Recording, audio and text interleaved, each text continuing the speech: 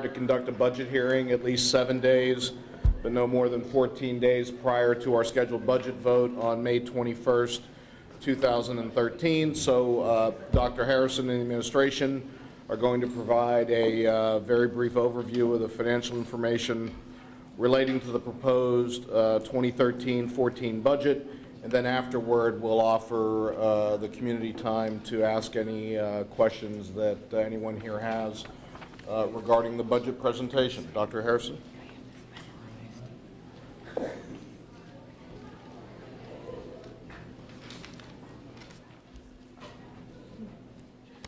Good evening, everyone. It's nice to see familiar faces and some new faces as well. This has been a long, rigorous, thorough budgeting process that we started back in December, as many of you know. And we've gone through this budget in detail. There's been line-by-line review that began in January. A lot of dialogue, input that was sought from the community. We've had numerous public discussions, 10 Board of Education meetings dedicated to this subject. The PTSA hosted 2 forums on the matter, and we've had 6 additional public forums up until this evening. But with that said, there's a little bit of background that adds some context for all of us. In looking at where we stand financially, kind of the track record of the district leading to this budget, and Irvington has enjoyed some of the lowest tax increases in all of Westchester and in this region, including this budget. We're looking at an average tax increase over the last 5 years of approximately 1.37%. And you may ask how we got to that point. Well, obviously there was concern about taxation and thanks, sorry. Concern about economy and taxes, and there was great effort that was made to contain those costs, but there were some consequences for that, in that there were 20.6 teaching positions that were reduced since 2009. 18.4 additional staffing positions, which, as you can see, included a number of administrators, clerical staff, custodians, maintenance workers. But as a consequence of that, we look at what happened in the classroom. We saw 19 high school electives eliminated during that period of time, and 5 elementary or middle school programs that were reduced. So when we look at this budget, there's a bit of a story behind it, of course, and one that there was, these financial constraints, of course, limited our ability to maintain programs, our ability to grow programs. And then we found ourselves in a position that the maintenance of all the programs that exist would have the resultant of us being in a position where we'd exceed the tax cap by nearly $2 million. There's cost escalation associated with this, some factors that are well beyond board control. We have pension contributions that have skyrocketed. This year, we're seeing an increase in our contributions of over $1 million. Health insurance has increased by $250,000. We have tax cert settlements for businesses that have, or commercial property owners that have grieved their taxes, where we have exposure settlements exceeding $3.5 million by the end of our next fiscal year. And of course, we have other cost drivers such as special education that bring a lot of money into our budget. So we didn't just stand back and say, hey, these are our costs, we have to find a way to pay for them. No, we looked inside of our budget. We looked for opportunity to save money. We reduced over $500,000 internally in that budget moving forward. We also dug deeper. We renegotiated all of our copier leases, saving $100,000 this year.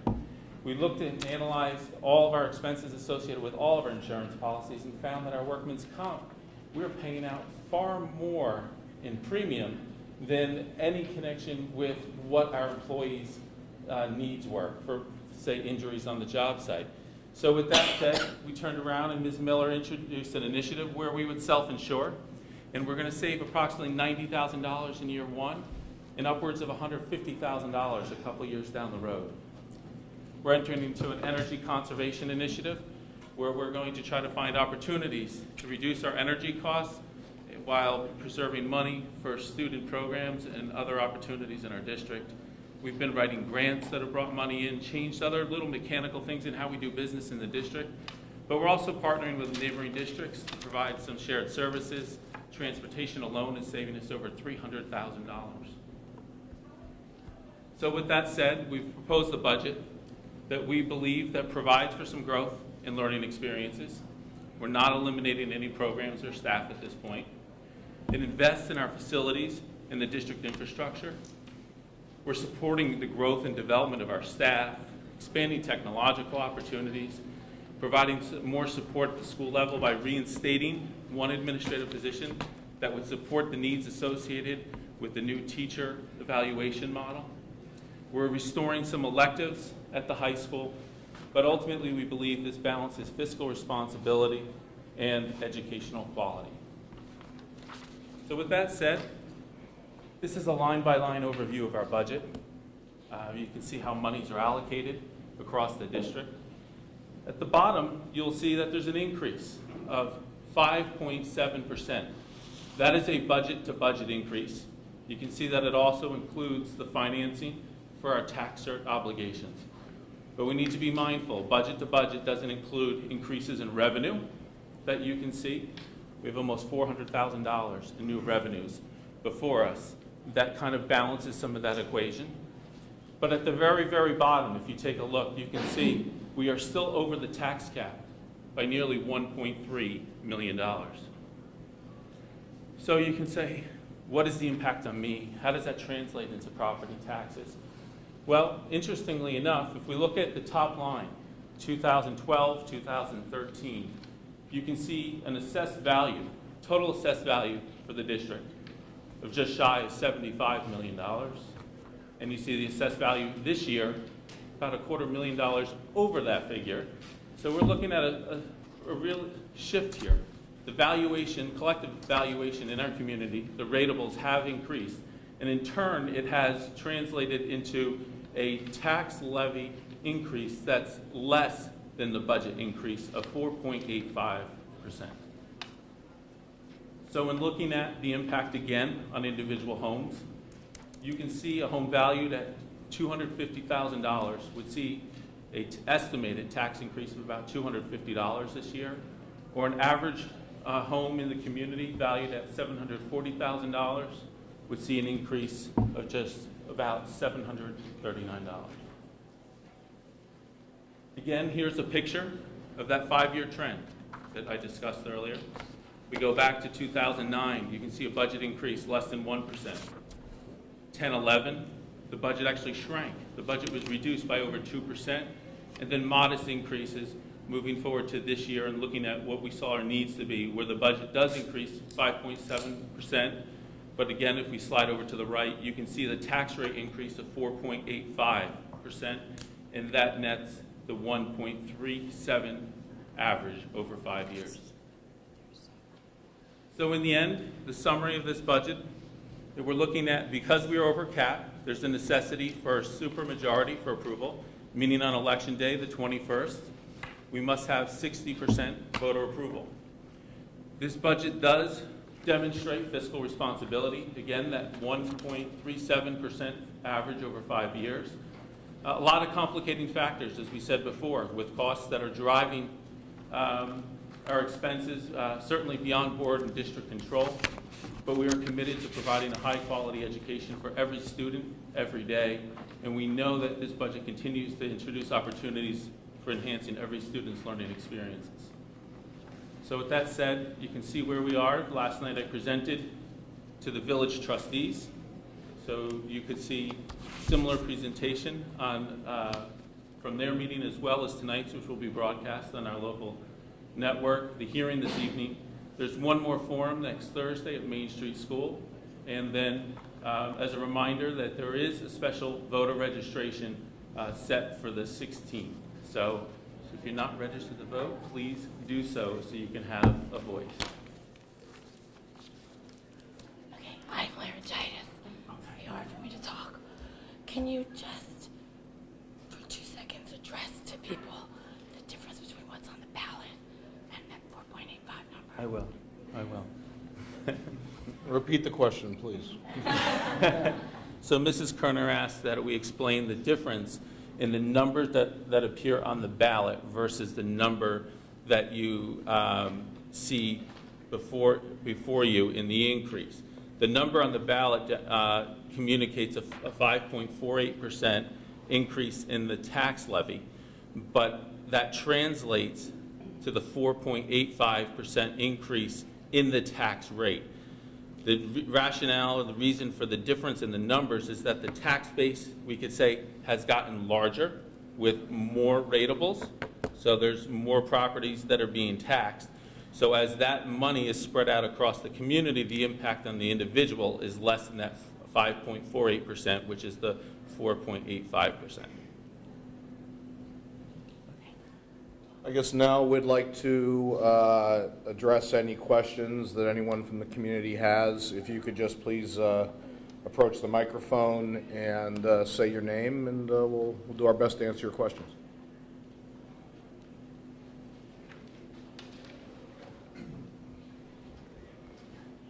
Hello, my name is Eric Oley. Just a simple question. The 2% budget cap that the state imposes, is that on the tax rate or the tax increase? The tax increase of the school budget or the tax increase of property tax? It's not a straight 2%. It's a formula, and it's calculated, it's 11-step formula, and this year our tax cap is 2.69%. It takes into account capital debt service, some of the pension money, not all of it, and other increases. It's budget to budget. It's not tax rate. And the $1 million in pension costs that we have this year, did you say $1 million in new pension costs? And is that because of any new mandates, or is that just because of That's because retirement? the rate went up. Actually, it's over $1 million if you count the employees' retirement and the teachers' retirement systems together. For example, the teachers' retirement system, their rate went up 35% from 11.84 to 16.25% in 1 year. So that's a 35% increase in rate. What's the rate?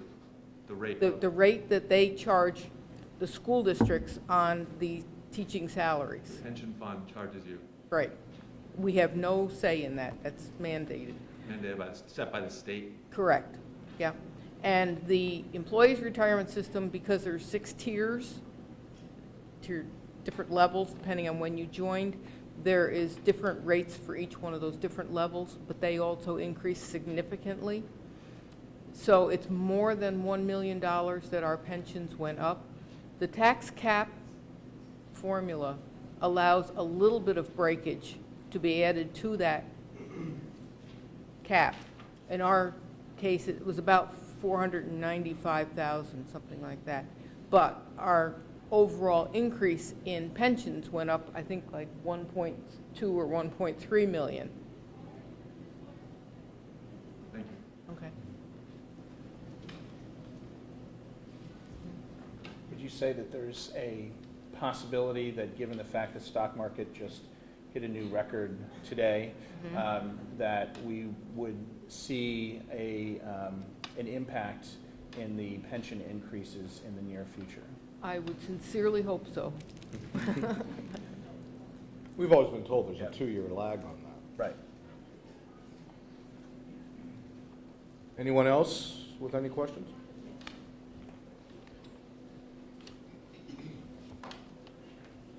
Bobby Morris, Meadowway. I have a series of, I guess, all over the place questions. First question I had is, how many students do we currently have in Dow's Lane? In Dow's Lane? I couldn't give the exact number. We have 1798 total in the district. Yeah, about 530. About 530? Approximately No, 500. Okay, and how many then are at the Main Street School? How many are at Main 240. Street School? 240? 240 for approximately how many at the K-5? I was almost talking about 550. Okay, just 1 second. So we're looking at Dow's Lane, 519, Main Street School, 270, Middle School, 413, High School, 596, for a district total, as of Friday, 1798. Okay, my question has to do specifically with the elementary grades. K to 5, how many students do we have there in total? K through 5, 789 students. Okay, and then my next question is, how much does it cost to maintain the plant of the Main Street School? I think, Dr. Morse, you're going down a path that I think the board has already taken great steps to address in looking at the utilization of our facilities. The board commissioned a space utilization study, which was performed by an outside firm that has produced a series of options for the community to consider moving forward. On our website, I think there's it's about a 92, 93-page report that incorporates enrollment data, enrollment projections associated with our schools, and looking at different options for how we could educate our children down the road and utilize our facilities potentially in different ways. Okay, I hear what you're saying, so I guess my question is of the board members who were here prior to last July. Haven't we done Main Street school studies before? No, ma'am. We've not done a professional study of our specialization throughout the district before at all. So this is the first time that the board is seriously addressing We did a that matter? demographic study. Demographic studies have been done to try to assess where the population of students was going. But this is the first time that we did the demographic study and also analyzed the available space among the different schools. Okay, and would you hope that by sometime next year that you have concluded your study and reached a decision? Yes, ma'am. We plan on starting that as soon as the budget process is done. We got the report from the consultant a little bit late this year. I think it was it March? And with the amount of time and the amount of community involvement that it would take to properly vet all of the options, we didn't have enough time before this budget season to do so. But the plan would be, and I believe, I don't know if I'll be around next year, but I believe the board is going to move forward and vet the options with the community and come up, I hope fairly quickly, with a decision as to whether it makes sense to close Main Street, open Main Street, reconfigure it somehow, and move forward. Okay, because I know that you work very closely with the Quad Village districts, and our 3 neighboring districts all manage to provide excellent education with just 3 buildings.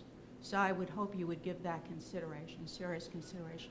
The next question I had, I didn't quite understand, what are you looking for in the way of an administrator? What is the administrative change from this year to next year? I believe there's only one, and that would be the addition of a full-time assistant principal at Dow's Lane. And what do you currently have? We have a principal that shared half-time, an assistant principal that shared half-time between Dow's Lane and the high school. Okay, so then if you hire somebody full-time for Dow's Lane, what happens to the other half-time? They would move and be a full-time, the half that's currently being used for Dow's Lane Right. will move and there'll be a full-time assistant principal in the high school.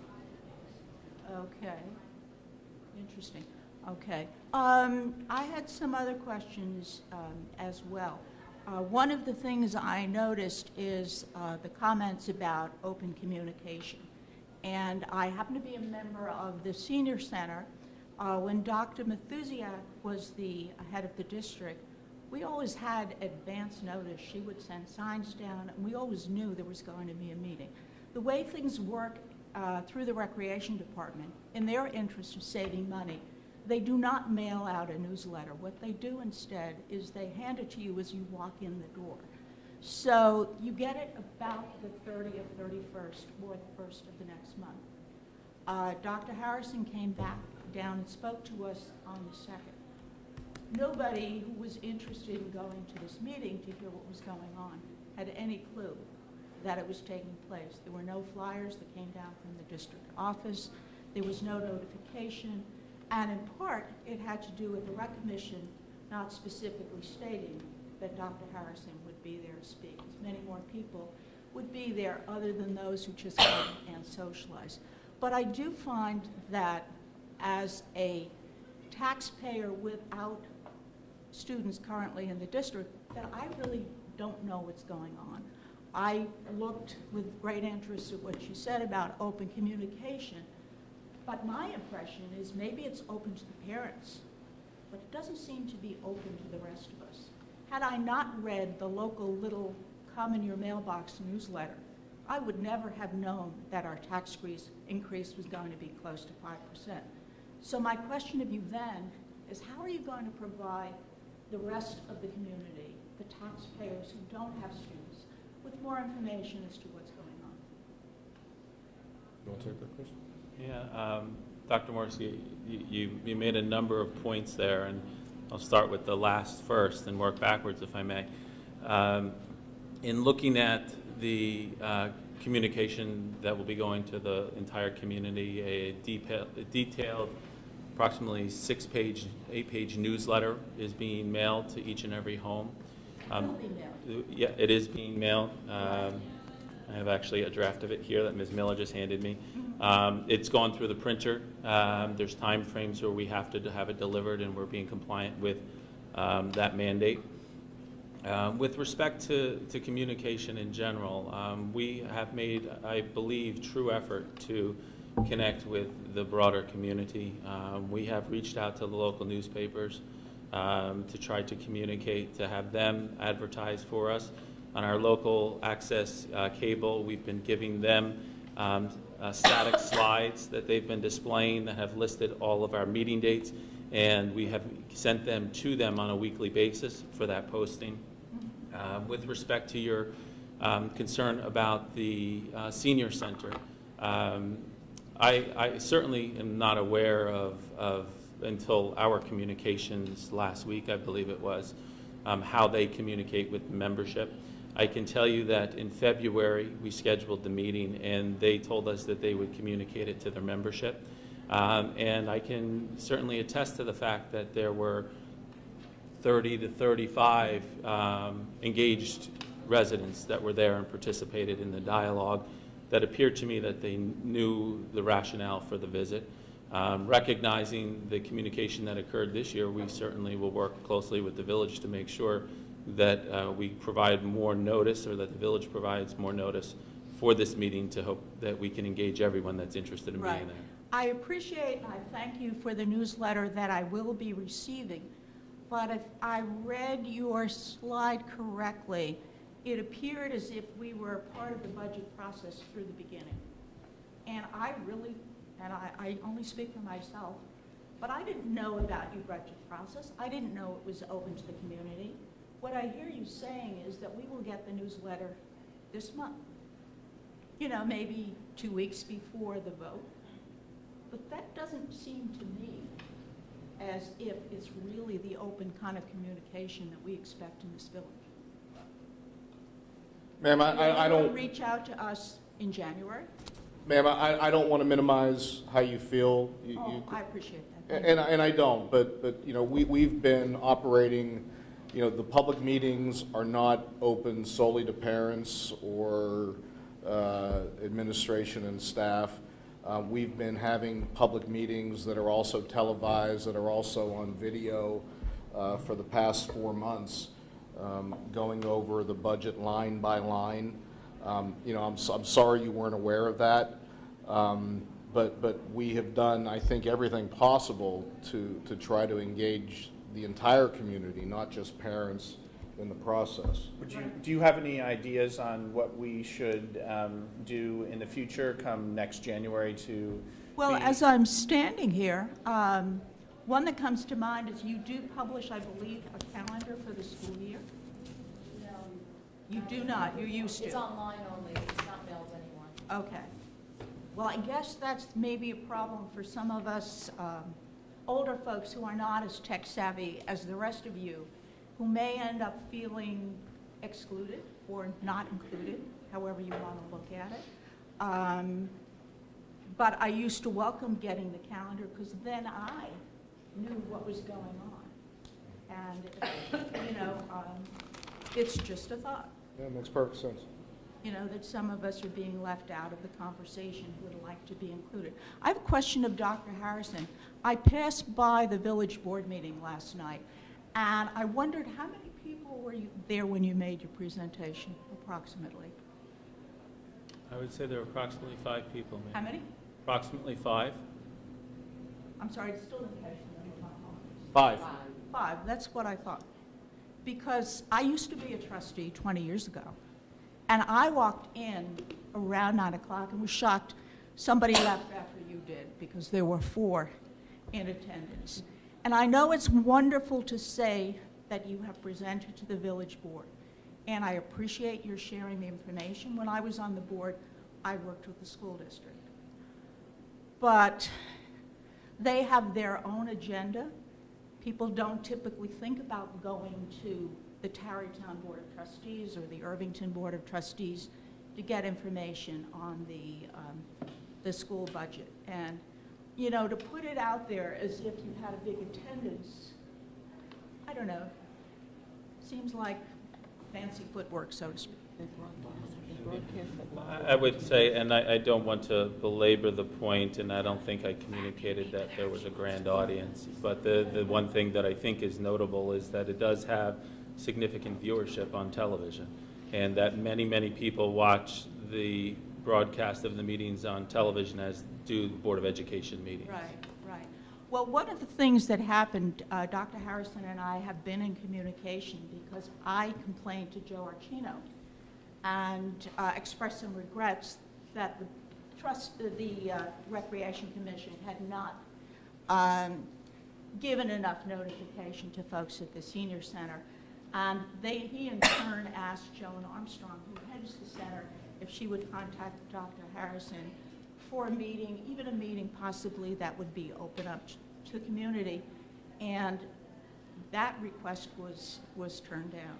And I have to say that hearing that so few people went, even though they may watch on television, perturbs me, that the opportunity, and when the request was made, it was a full month before the budget vote. So it kind of perturbs me that the openness that we hear about, the communication we hear about, may not be as factual as it appears in print. Thank you. Thank you. Just if I can, in response, when the request was made, there was not a denial to meet with any folks, and I can say there was personal outreach to Dr. Morris, providing her with whatever information that she wanted. But specifically, there were still other forums that were coming forth that were communicated to the Recreation Commission as well as village leadership, and we were told that they would convey that information. So there were other opportunities that were available after that date, that there was no outright refusal to meet with anyone. May 16th. May 16th, we have another forum. Who's going to speak immediately? There is one further question. Please, I know that there is one more budget forum on May 16th, but Can we put a poster at the Senior Center? May 16th. Sure, we can put it up tomorrow.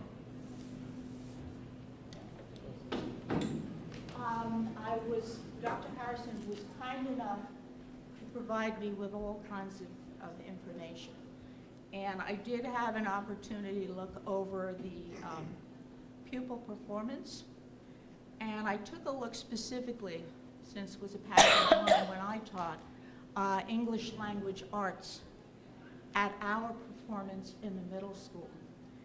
And I found, and I wondered if you could respond to it, that since 2008, when our percentiles in 6 through 8 were at the lowest, 88%, why for the last 3 years they have hovered in the 80s and in the 70s. So basically, my interpretation of that is that while approximately 4/5 of the students are performing at an outstanding or good level, we have 20% of the students, sometimes more, sometimes a tad less, who are not performing as well. Ma'am, could I ask that if you have something specific regarding that, if you could reach out to Dr. Kaur, that goes a little bit beyond the budget. I could just tell you that we have dealt with a report that's in our, and I'm not sure exactly which meeting, but I'm sure Dr. Kaur could tell you. No, I understand that, but the actual, on the ELA, the actual, and Right. Dr. Kaur is the expert, but the test has changed. which caused everyone's scores to actually go down. So I'm sure she could address any of your questions, but it's a little bit beyond the budget. Yeah, I would discussion we're supposed to be appreciate it having. because you talk about doing the best for every student in the district. And to see 3 years in a row, the 3 grades across the middle school level not performing as well, led me to have some questions. Thank you. Thank you, ma'am.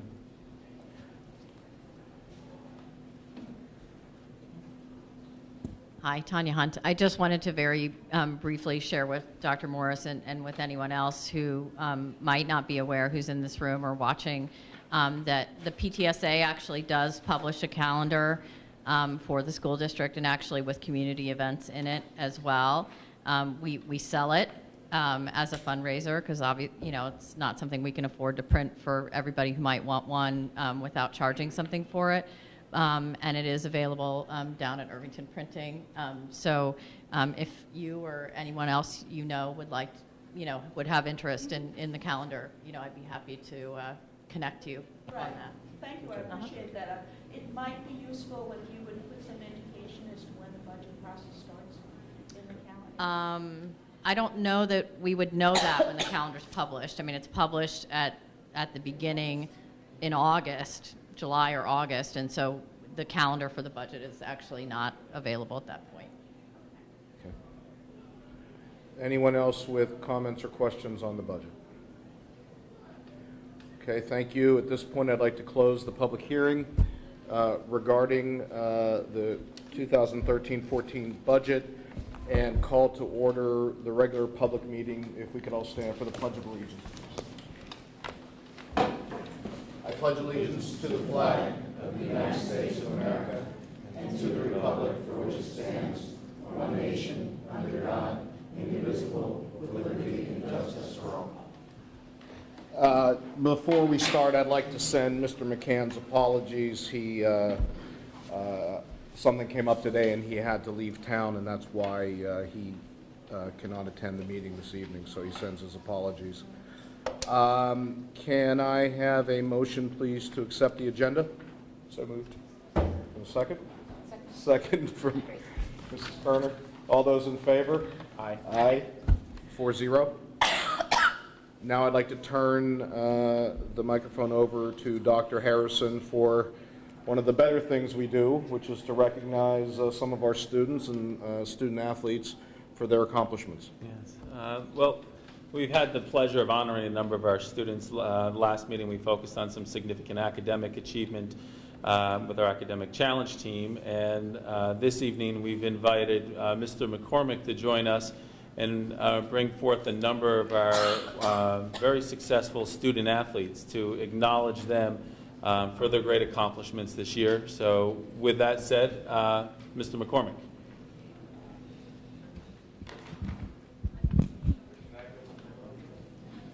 Okay, thank you for having us here tonight.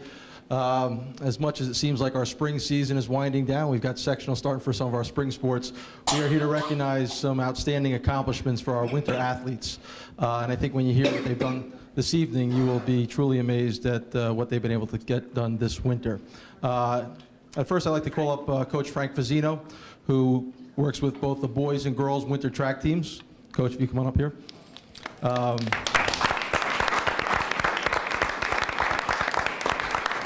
Our first recognition is for a member of the boys track and field team. Robert Williamson Noble this year was a pole vaulter who was a league champion and a sectional champion, and who cleared a personal record height of 13 feet in the state qualifier. Robert went on to the state championships and competed up in at the state championships up in Cornell, and did very well, and is continuing in the pole vault this spring. We'll compete this weekend in the Rasbeck Relays. So we'd like to recognize Robert Williamson Noble, sectional league champion.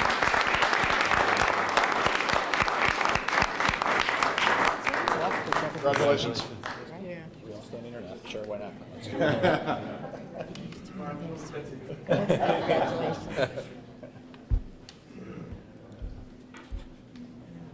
Okay, moving on to the girls track and field for the winter track. The first team we're going to recognize is our 4x400 team. This group of individuals was league champions they were county champions, and they were sectional champions.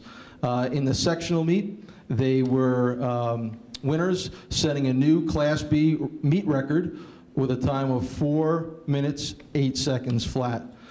This team is competing this spring, competed at the prestigious Penn Relays, and will compete in the Laux Games this Friday. We'd like to call up the 4 members of that team right now. Emily Friedman, she is not here tonight, sick. Shannon Spencer.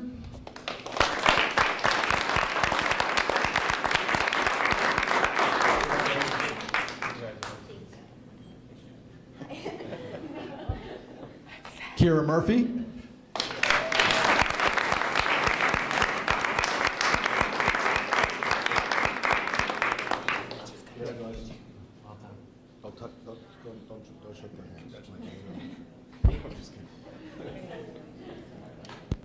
And the 4th member is Kiana Lee. She not only was a member of the 4x400 team, Kiana qualified for the state championship.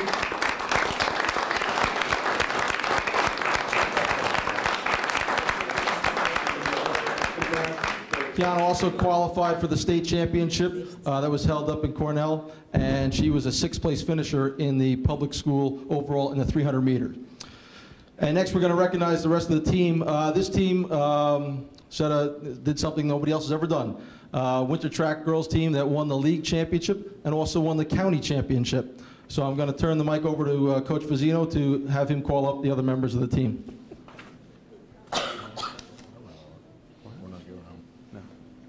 Start with Helene Hall. She was high jump and triple jump champion for leagues. Also all county.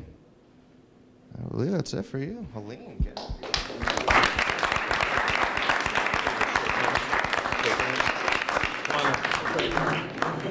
Congrats. All right. What else we got? All right, let's go with Lizzie Riley. She ran the mile, 2 mile, and 4x8. Hardest worker on the team, probably. Almost up there.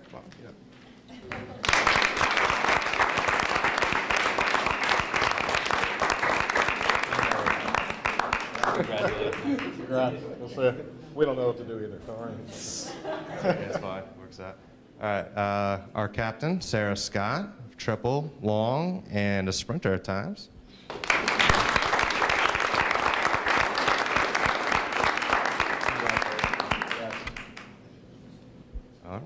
Haley Hall, little sister Helene, but she gives a lot of spirit out there, always smiling when she's running, mid-distance.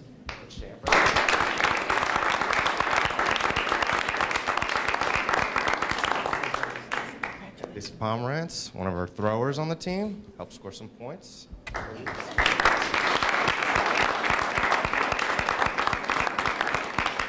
Okay. Rachel Binney, always a delight out there, our distance and race walker occasionally.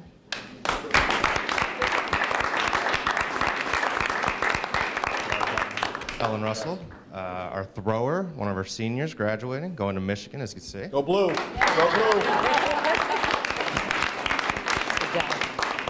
Congratulations. Okay. One of my favorites. Outdoor. So, get out of here. How many more I got left? Okay. Julia Correa, one of the fastest sprinters on my team, right behind Kiana, but still trying to get her one day. All right, get up here.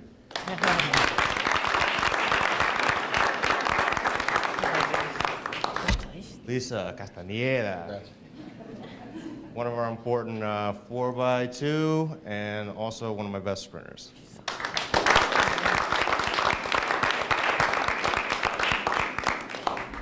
Okay. Wendy Cohen, mid-distance, big part of our 4x8 and also our 1,000-meter run.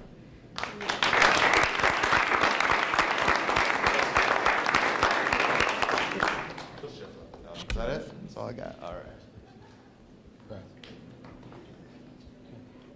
I think we have a certificate for Coach Fazzino for the leaguing. We do not have it before. Okay. Coach Fazzino will get that. We will. We'll get that certificate to the girls track. How about one more hand for our girls winter track team?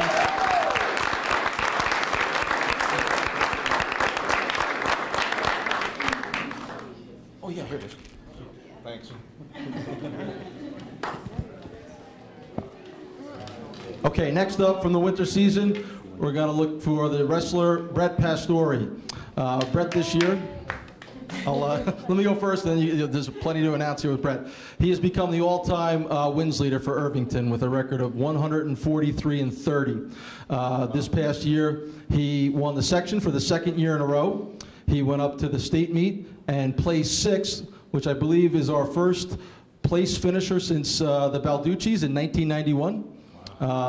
And had an incredible run up there. I think lost his first match and then wrestled all the way back to 6th place. So Brett is a 5-time All-League and a 3-time All-Section wrestler, and he's just been a delight. I'm going to call up Coach Steve Alfiero at this time just to come up and be with Brett when he comes up to be recognized. Brett had an older brother here who was also a sectional champ, so we followed in his footsteps, and I think he has done very well to make a name for himself. So Brett Pastore, come on up.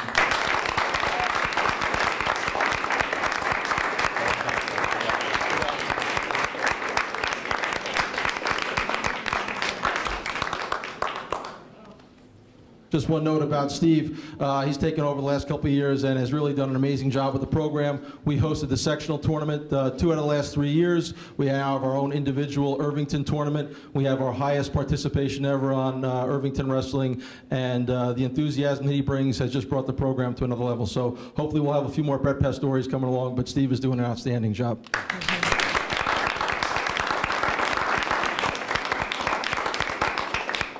And last but not least, our girls basketball team. This team this year, as you may know, was league, section, and regional, as well as state and federation champions. They had an overall record of 25-2. They've won the state and the section the last 4 consecutive years, and the federation tournament the last 2, and 3 out of the last 4. They're the first New York public girls' school to win 4 consecutive state titles. Their record over the last 4 years is an amazing 105-6. Of those 6 losses, 4 were to AA schools, 1 to an A school, and only 1 to another Class B school. Their postseason record over the last 4 years is an incredible 38-1. They have 3 seniors going on to play in college. Alyssa DeCampley will be playing at Hobart, Lexi Martins at Lehigh, and Brittany Lai at Marist. They have the Co-Class B Players of the Year, and both are Con Ed Award winners in Lexi and Brittany. They'll be recognized at the Con Ed banquet on June 4th. And of course, they are led by our Hall of Fame coach, Gina Marr, who this year was recognized as the National Women's Basketball Association District 2 Coach of the Year. She was an assistant at the Nike All-American game in New Orleans, which was the site of the NCAA Women's Final Four last month, and she is the all-time winningest coach in Section 1. I think that deserves a round of applause. Yeah.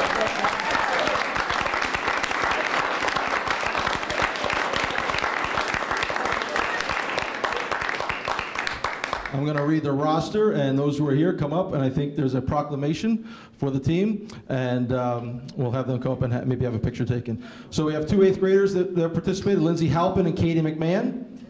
Not here tonight. Oh. We have a 9th grader, Lindsay Shafazeda.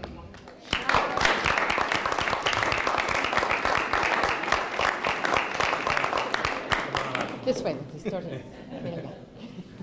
Our 10th graders, Havana Hall, the 3rd hall here tonight.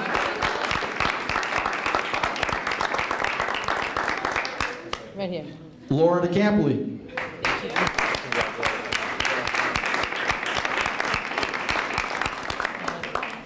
Catherine Hoy.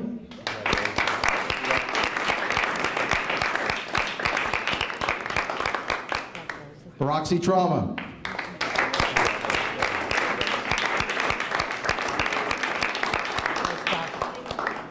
Juniors, Laurel and Gilardi.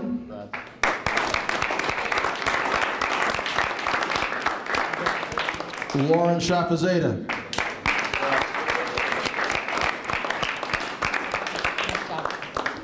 Seniors, I don't think they're here tonight, but we had Nikki Lega, Ryan McMahon, and Lexi Martins, I think 3-6. Yeah, there's something going around school. But here tonight as seniors, we have Alyssa DeCampley.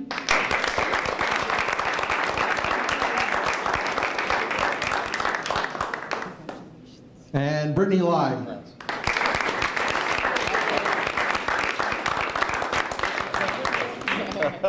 We'll keep that low profile. And last, we have our coaching staff. Two of the coaches could not be here tonight, Teddy Link and Donna Devaney. But here tonight, Gina's right hand, been here for everything. What part of her 1990 championship team, has been here for all 4 championships the last 4 years, and that's Barbara Constantine.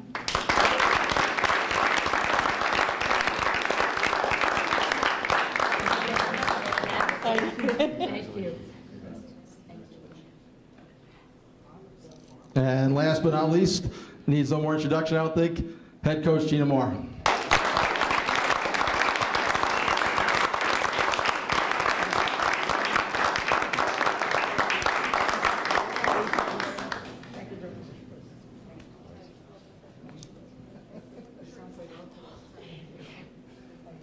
So we do have a proclamation, and it's rather long, but I'm going to read it. Celebrating the 2012-2013 championship season of the Irvington High School Lady Bulldogs basketball team, whereas the Lady Bulldogs completed, and you already know all of this, so the Lady Bulldogs completed the 2012-13 basketball season with an overall win-loss record of 25-2, whereas the Lady Bulldogs completed the season as the New York State Public High School and Federation Class B champions, and whereas the 2013-14 path to the state championships included achievements in the following areas: sectional champion, league champion, regional champion, William Warnock Memorial Tournament champion, and Queen of the Court Challenge champion.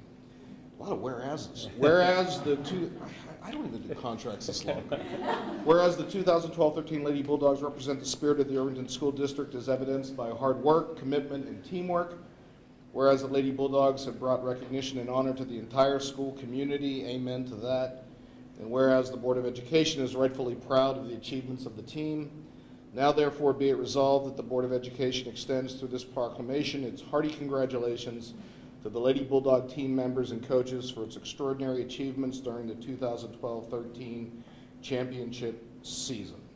And it goes on to list all the team members and the coaches. Congratulations.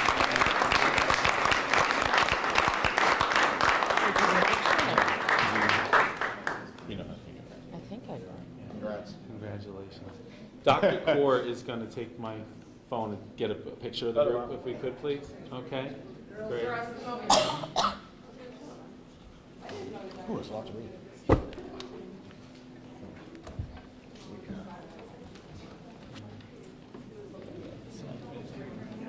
Go ahead and pop it over the top.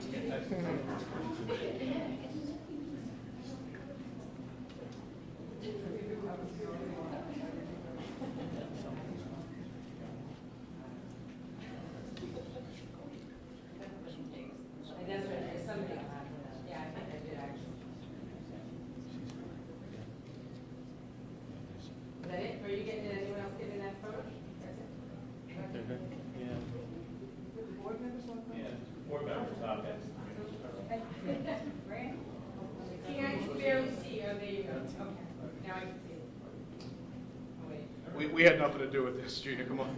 Gina wants me. You got it? Who just said I got it? Oh, you got it? Oh, yeah, I want you to picture the making, your thumb is in the back corner. Congrats.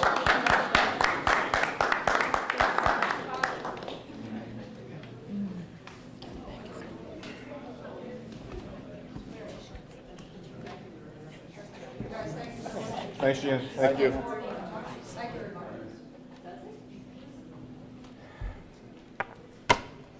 While we're waiting for Chris, I can honestly say that I don't know if I can speak for the rest of you, but if anybody asks me what's my favorite part of being on the board, that's it. Pull it out so she can go home. Because the rest of it isn't always that fun.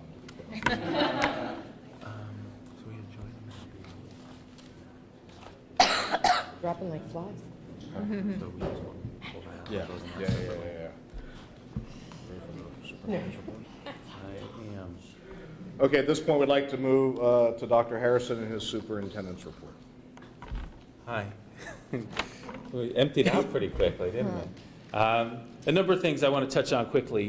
We referenced the space utilization study earlier. We want to confirm that Dr. Seversky will be here on June 4th at the Board of Education meeting to present an overview of his findings and the options that he has presented to the community.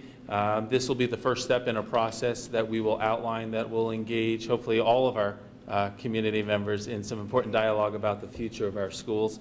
If you haven't had the chance to do so yet, I would encourage you to please review that lovely report. It is interesting, so take your time and download it from the internet and enjoy your reading. Eastfield, I do want to provide a little update that we are still moving forward in this slow and laborious process. Just today, Lan, our architectural firm, was out and under the watchful eyes of DEC performed what we're hoping is the last round of testing, and we know that results will take a few weeks to get back in their analysis and presentation to DEC and so on, but we're optimistic that we're going to be moving forward sooner than later. We certainly are frustrated with the long delays associated with this work, but understand that we are moving as quickly as DEC and the laboratories allow us to move forward. So hopefully there'll be more information on that topic in the not too distant future. I also want to remind folks that on June 18th at 6:30 p.m., just prior to the Board of Education meeting, we will have our annual tenure and retirement reception. Certainly encourage you to come out and acknowledge the careers and success of a number of our staff members. On the budget front, as I referenced before, that there was a special voter registration event being held at Main Street School on the 16th, which is next Thursday from 4 to 8 p.m. That is the last day to register. The deadline for an absentee ballot is May 14th. If the ballot is going to be mailed to the voter, or the 20th is the deadline if the individual is interested in picking it up in person at the district office. All ballots must be received by 5 p.m. on May 21st. Applications are available on the district website. Just follow the budget link on the right-hand side of the page, or you can visit Ms. Cardia in the district office during school hours. Also, I do want to remind the community that on Tuesday the 14th, we have a Meet the Candidates night at this room, which is being sponsored by the PTSA and facilitated by the League of Women Voters. In this room, 7:30 p.m. Again, that's 1 week from tonight. Final budget discussion that we have scheduled is next Thursday, the 16th, 7 p.m. at Main Street School. And then Hardy, remember to vote. We have to use that word twice tonight, Hardy. Remember to vote, please, on the 21st, 7 a.m., 9 p.m. at Main Street School. There's many, many things going on in our schools, ranging from celebrations, student performances, parent orientation programs. So please, please check district calendar to make sure you're connected and can participate in many of these great events. Thank you. Have a glass of water. I will. I guess we'd like to turn now to any members of the community who have comments or questions regarding anything on the remainder of the agenda.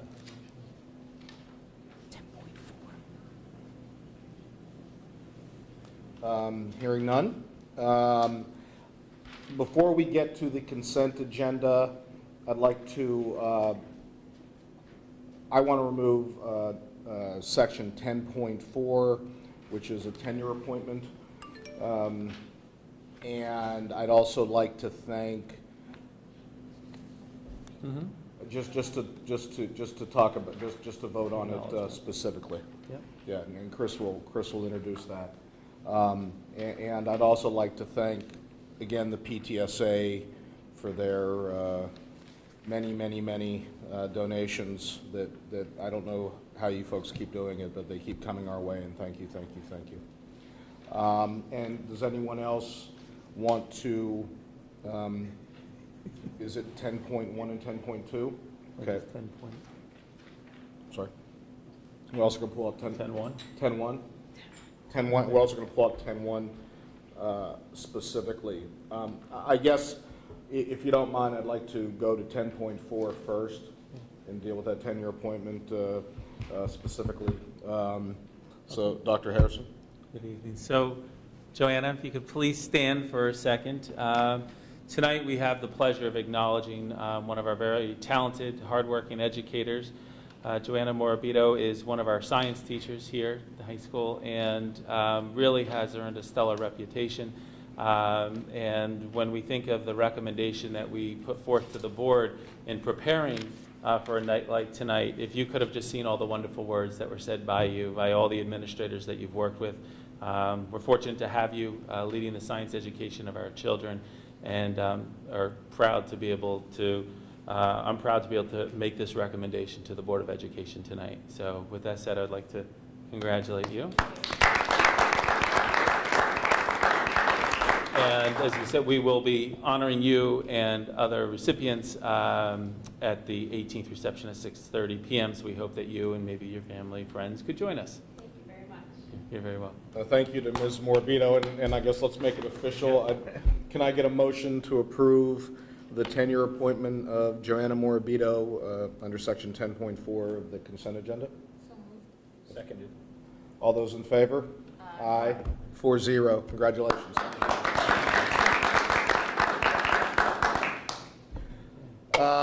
I guess we'll hold off on 10.1. Why don't we go, and is there anything else on the remainder of the consent agenda? Well, depending how the board votes on 10.1, might impact 10.2. Okay, then let's, who would like to speak about 10.1? Okay. Maybe I should take that mic if I'm going to. Yeah, let's do that. Hold that one up. You might be able to hold that one up as well. All right, I'm going to try. Is that okay? It's okay. All right, not the easiest night for me to speak, but I wanted to talk about 10.1. Can you hear me? A little bit. All right, I'm going to whisper. I want to talk about 10.1. My comments are purely based on the procedure of 10.1. It's not at all based about any individuals at all. It's just about how the process works.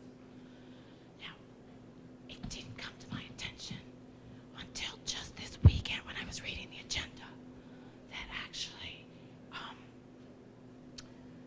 guess last year the board had approved a leave of absence for Ms. Kaur prior to her ascending to her new position as assistant superintendent. Now, I was not on the board last year, so you know, I might have known it. I just wasn't top of mind.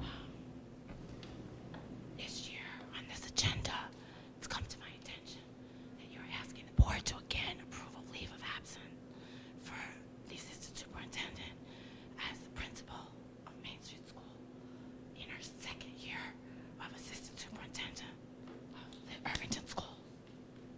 Now, my initial reaction was this is really not something that's beneficial to the district. I have asked. As you know, I did call everybody when I read this and asked for explanation. And based on what I've heard, I've got to say I'm very concerned that by setting a tone for the district, that allowing people to get a promotion to a new job and simultaneously keep a tenure job until such point as they get tenure in the new job is not a position that I can support. I think that normally what we do is we negotiate a contract and we reward people for their fabulous service and all the wonderful reasons why they have gotten tenure and why they deserve tenure and why they're getting selected for a promotion.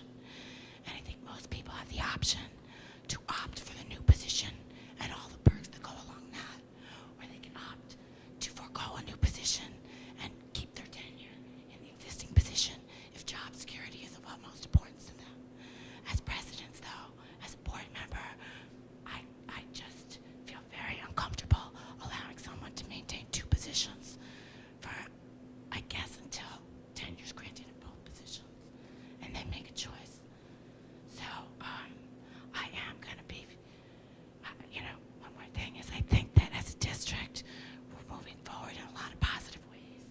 We're setting a positive tone for the future, and I think we need to be consistent with how we do that as we move forward in all things and all procedures. So, for all those reasons, as best as I can talk tonight, I'm not going to be able to support 10.1. I am going to vote no, and I really would encourage the other board members to think about their vote too, and the signal it sends and the tone that we set for the district moving forward. Did everyone hear me? Everybody get that? Okay. I guess I'd like to respond in understanding and appreciating Mrs. Kerner's concerns and certainly respect her point of view. And I think we find ourselves in an atypical situation. I wasn't here last year for all the specifics when Dr. Kaur's original appointment was made, yet I do take ownership and proud of the recommendation to have her appointed to that position. When we're looking at this situation, we know it's complex. We didn't think we were going to find ourselves in a position currently that we are with respect to the space study, with Ms. Casey returning next year, and we're fortunate to be able to invite her back to lead our fine school once again. I think we're in a position where there's a great deal of uncertainty, and I think we have to, as I've said before, we have to ask ourselves the difficult questions. We have to have uncomfortable conversations around this subject. We have to put history behind us when it comes to the space study and looking at Main Street School. And we have to make some analytical decisions here. And we have to be critical of where we're going and think about program. And I think that this arrangement provides us with greater flexibility in how we move forward, whether that's looking at budgetary constraints, whether that's looking at potential assignments down the road.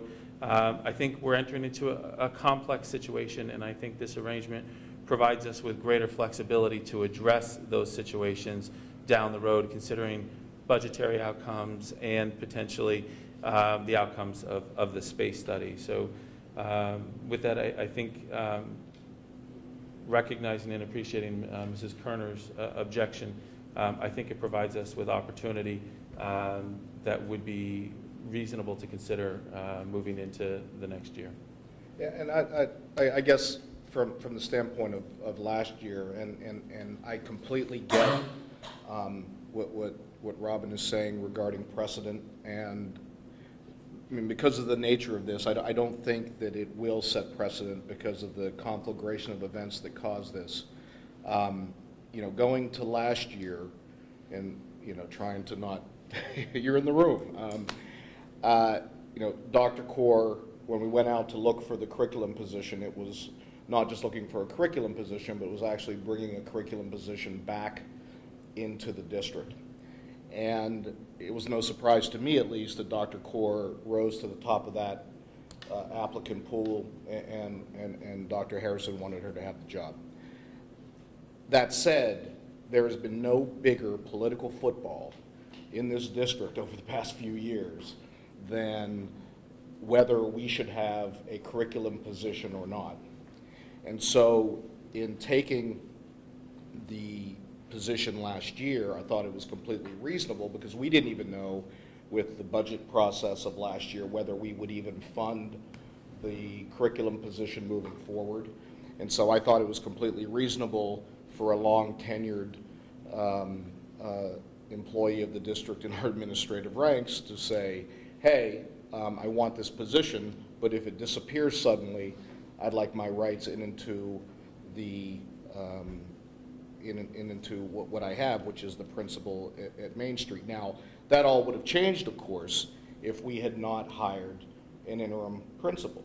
If we would have hired a full-time principal, which again we chose not to do this year because of the space study, Dr. Kaur, in all candor, would have had to get on the pot or get off the pot, because at that point you can't have somebody have rights to a position when you're hiring a full-time candidate.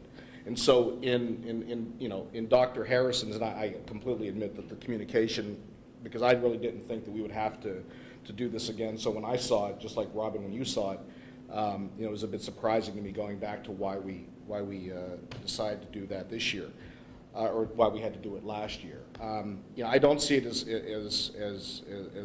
large precedent, because I just can't imagine that we would be in this situation again.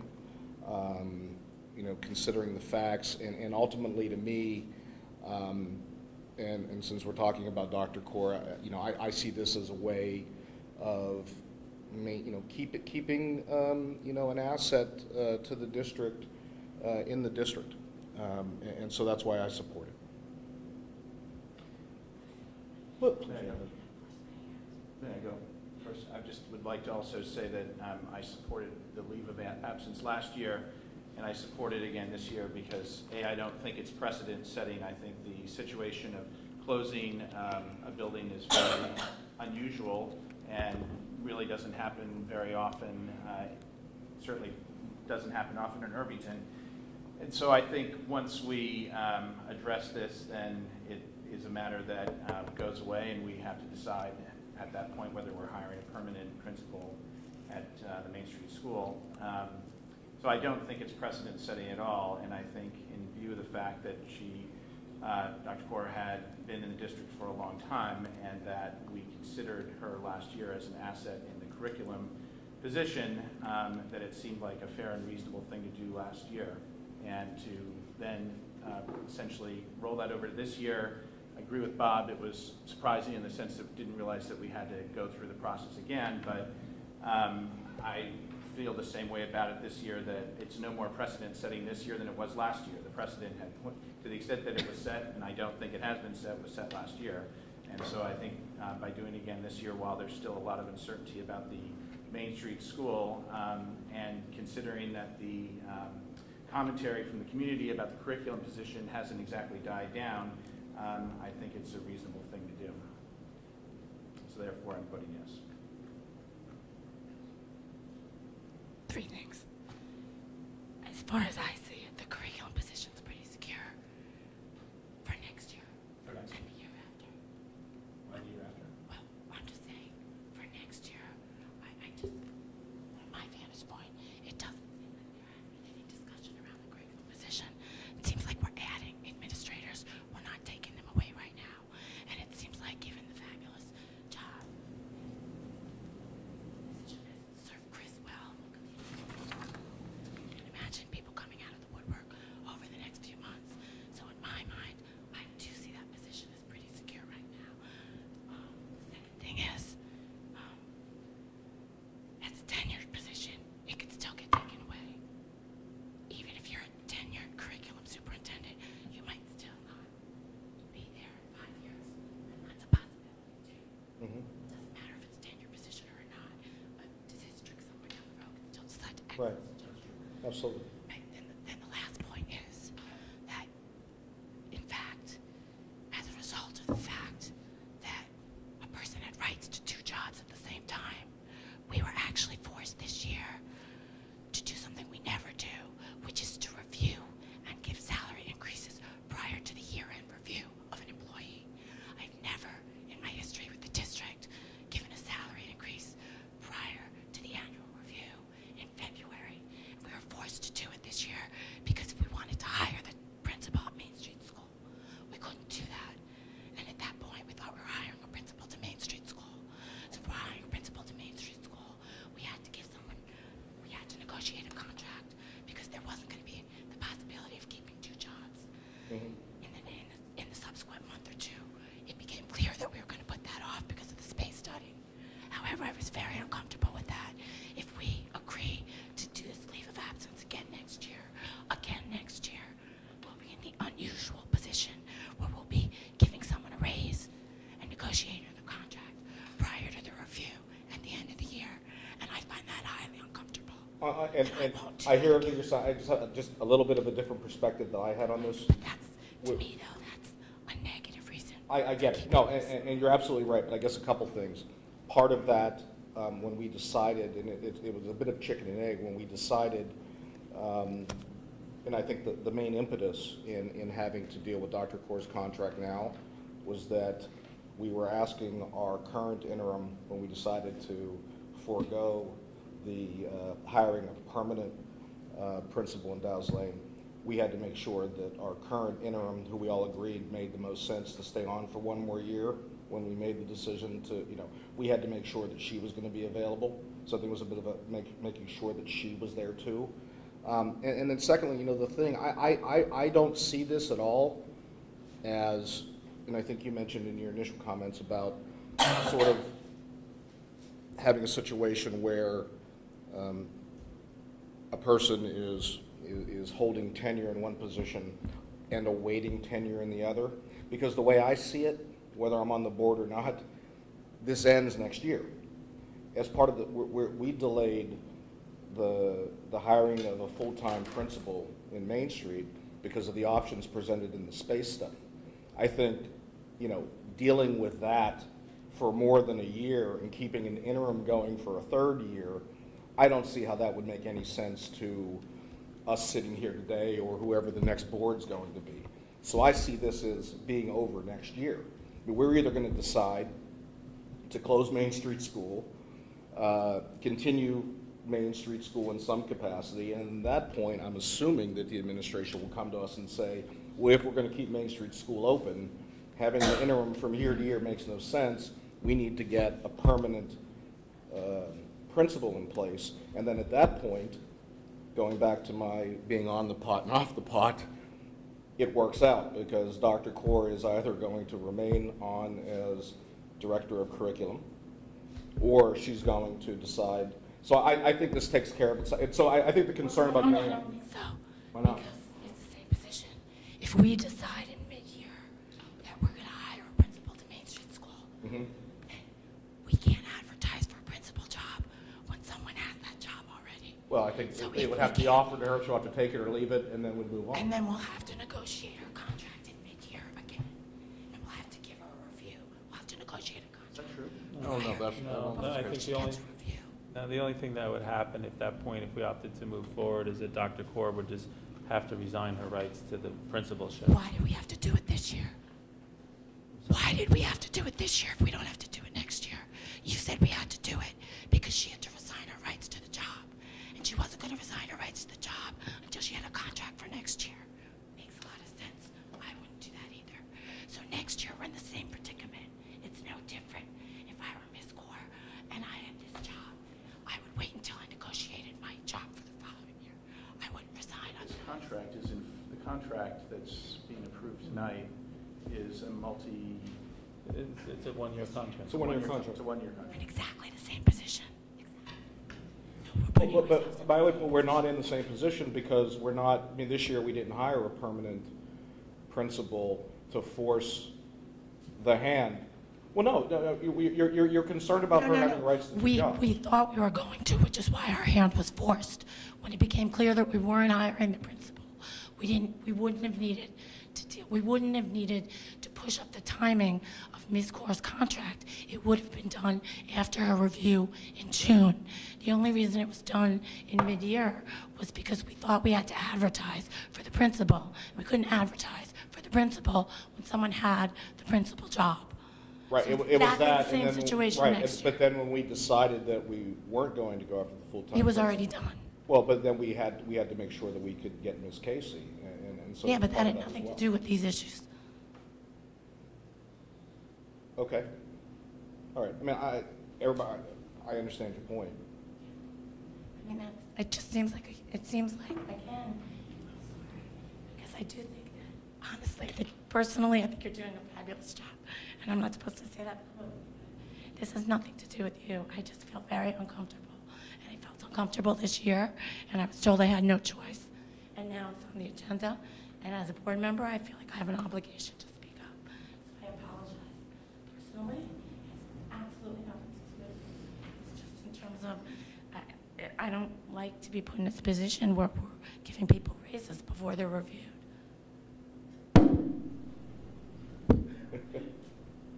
Is that true? I mean, let's just get the, because I mean, you're saying it's like you've thought it all ahead. I just want to make sure that it's not necessarily a fact that we're going to give her a raise before her review, right? No,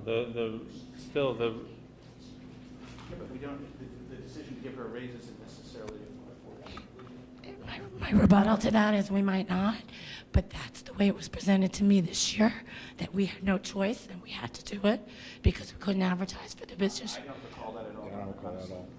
I do, because I was very uncomfortable with it. And if I don't, but if that's not the case, then given how I felt this year, I don't want to be put in that position next year, even more so, because then it turns out I didn't have to be forced to, and I was this year. I just think that you're using presumptive facts to justify your decision now, and I respect your decision, but I don't think it's necessarily a fact of what's going to happen in the future. No, but it was a fact this year. But that doesn't necessarily necessarily means the fact next year. I was led to believe I had no choice. So if I had a choice, then I feel like I was led to believe wrong. And I don't want to even be in a position where someone could lead me down the wrong path next year. I want to be very clear that I don't want to be put in that corner again. That's And that might be a different situation that I wasn't aware. It was presented that I had no choice. I don't remember that. Well, that's how I felt. And maybe I didn't understand the facts correctly, but I don't want to be in that same position this year. Okay, fair enough. Okay. Ms. Kashkin, do we? Are we voting now? Yeah. Okay, I vote to keep it the way it has been, accepting, keeping the leave of absence going one more year. Well, we haven't voted yet. We're just making comments now. Oh, I'm just making comments. Oh, I'm sorry. I do hear what you're saying. It was kind of presented that way in terms of the negotiations. That's just, I hear what you're saying. It's true, we could be in that same position, but I think you publicly and you voicing your opinions to everyone, I don't think it's going to go that way next year, but who knows who's going to be on board and how all this is going to play out. But the precedent was set, and I don't need that. The last year's board agreed to this. I'm fine agreeing to it for one more year, but having said that, I do agree with you. I don't think we're setting the precedent, which was your initial fear, because this is a very unusual set of circumstances with Raina and Main Street, interim and no interim, and the space utilization report. So for that reason, Okay. Can I get a motion to approve section 10.1? Seconded. All those in favor? Aye. Aye. All those opposed? So 3-1.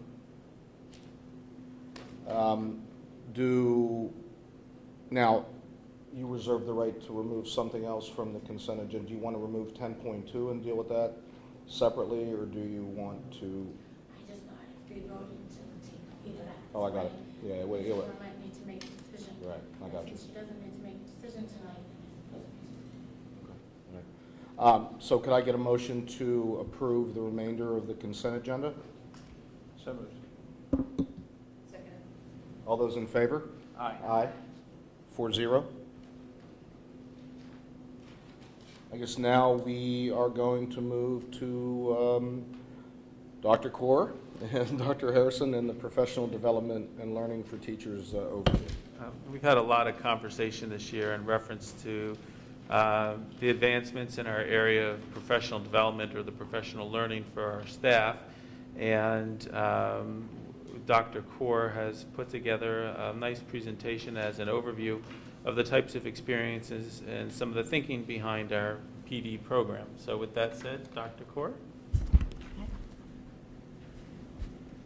It's nice to see a few people stuck around.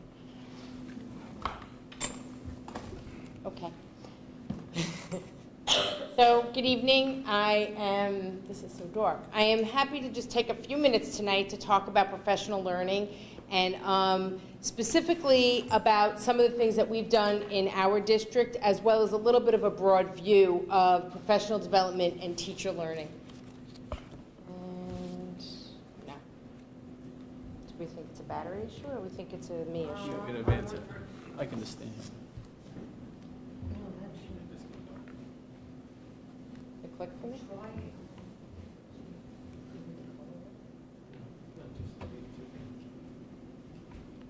Oh, I'm sorry. I thought you were talking about the darkness. No, of no, the- no, I was talking about the remote. It's still lit. Yeah. Anyway, okay, we're flexible. Oh, there we go. Oh, okay, thanks. So when we think about professional development in schools, we think about three key areas, and that's curriculum, assessment, and instruction. And in creating this slide, we actually could have put any one of these in this larger wheel, in this spoke, because at any given time, one is more at the forefront than the other. So when we're thinking about curriculum, instruction, and assessment, there is always a relationship between those three key areas for professional learning. And at different times, teachers need, and different teachers have a different set of needs. Before I talk specifically, I want to just touch on this idea of a culture of learning. And I can remember, actually, it was my first year at Main Street School, and it was my first faculty meeting, and one of the teachers said, you know, well, Raina, like, everyone's like a little bit nervous. Like, what is it like you expect of the teachers at Main Street School? And I said, you know, I could probably go through a list of things. I said, but the number one thing is that I expect every single teacher to walk into this building with me every single day as a learner. And I think as a school district, it is really important that we are promoting a culture of learning and a culture of learners, people who come and see themselves as continuous learners and see their role in teaching and learning as modeling that for our students. And so I thought that this was a worthwhile quote to share. And I highlighted this idea of effective professional learning system. Professional development and professional learning in schools really are part of a system. And you can't just have pockets of support and really have any comprehensive movement within your school district. And what I liked about this was it started with school leaders learn from experts, mentors, and their peers. So it starts with the instructional leadership of our administrators and our leaders. And that's the starting point. And then we have an expectation that our building principals and our other administrators are working with staff members to model what it means to be a lifelong learner and to create a culture that says, this is what we value. Ultimately, that translates to what principals do with teachers and ultimately what we then see in the classroom, teachers with students. So sometimes it's hard to understand why professional development never seems to end. It seems like no matter what we do, there's always more professional development that we need. And it's really because we function in a cycle. And there's three key areas, and I liken it to content, process, and product, which is the way that we also talk about differentiation of instruction for students. So when we think about differentiation for teachers, we know that there are times when teachers need support in developing their knowledge of the content.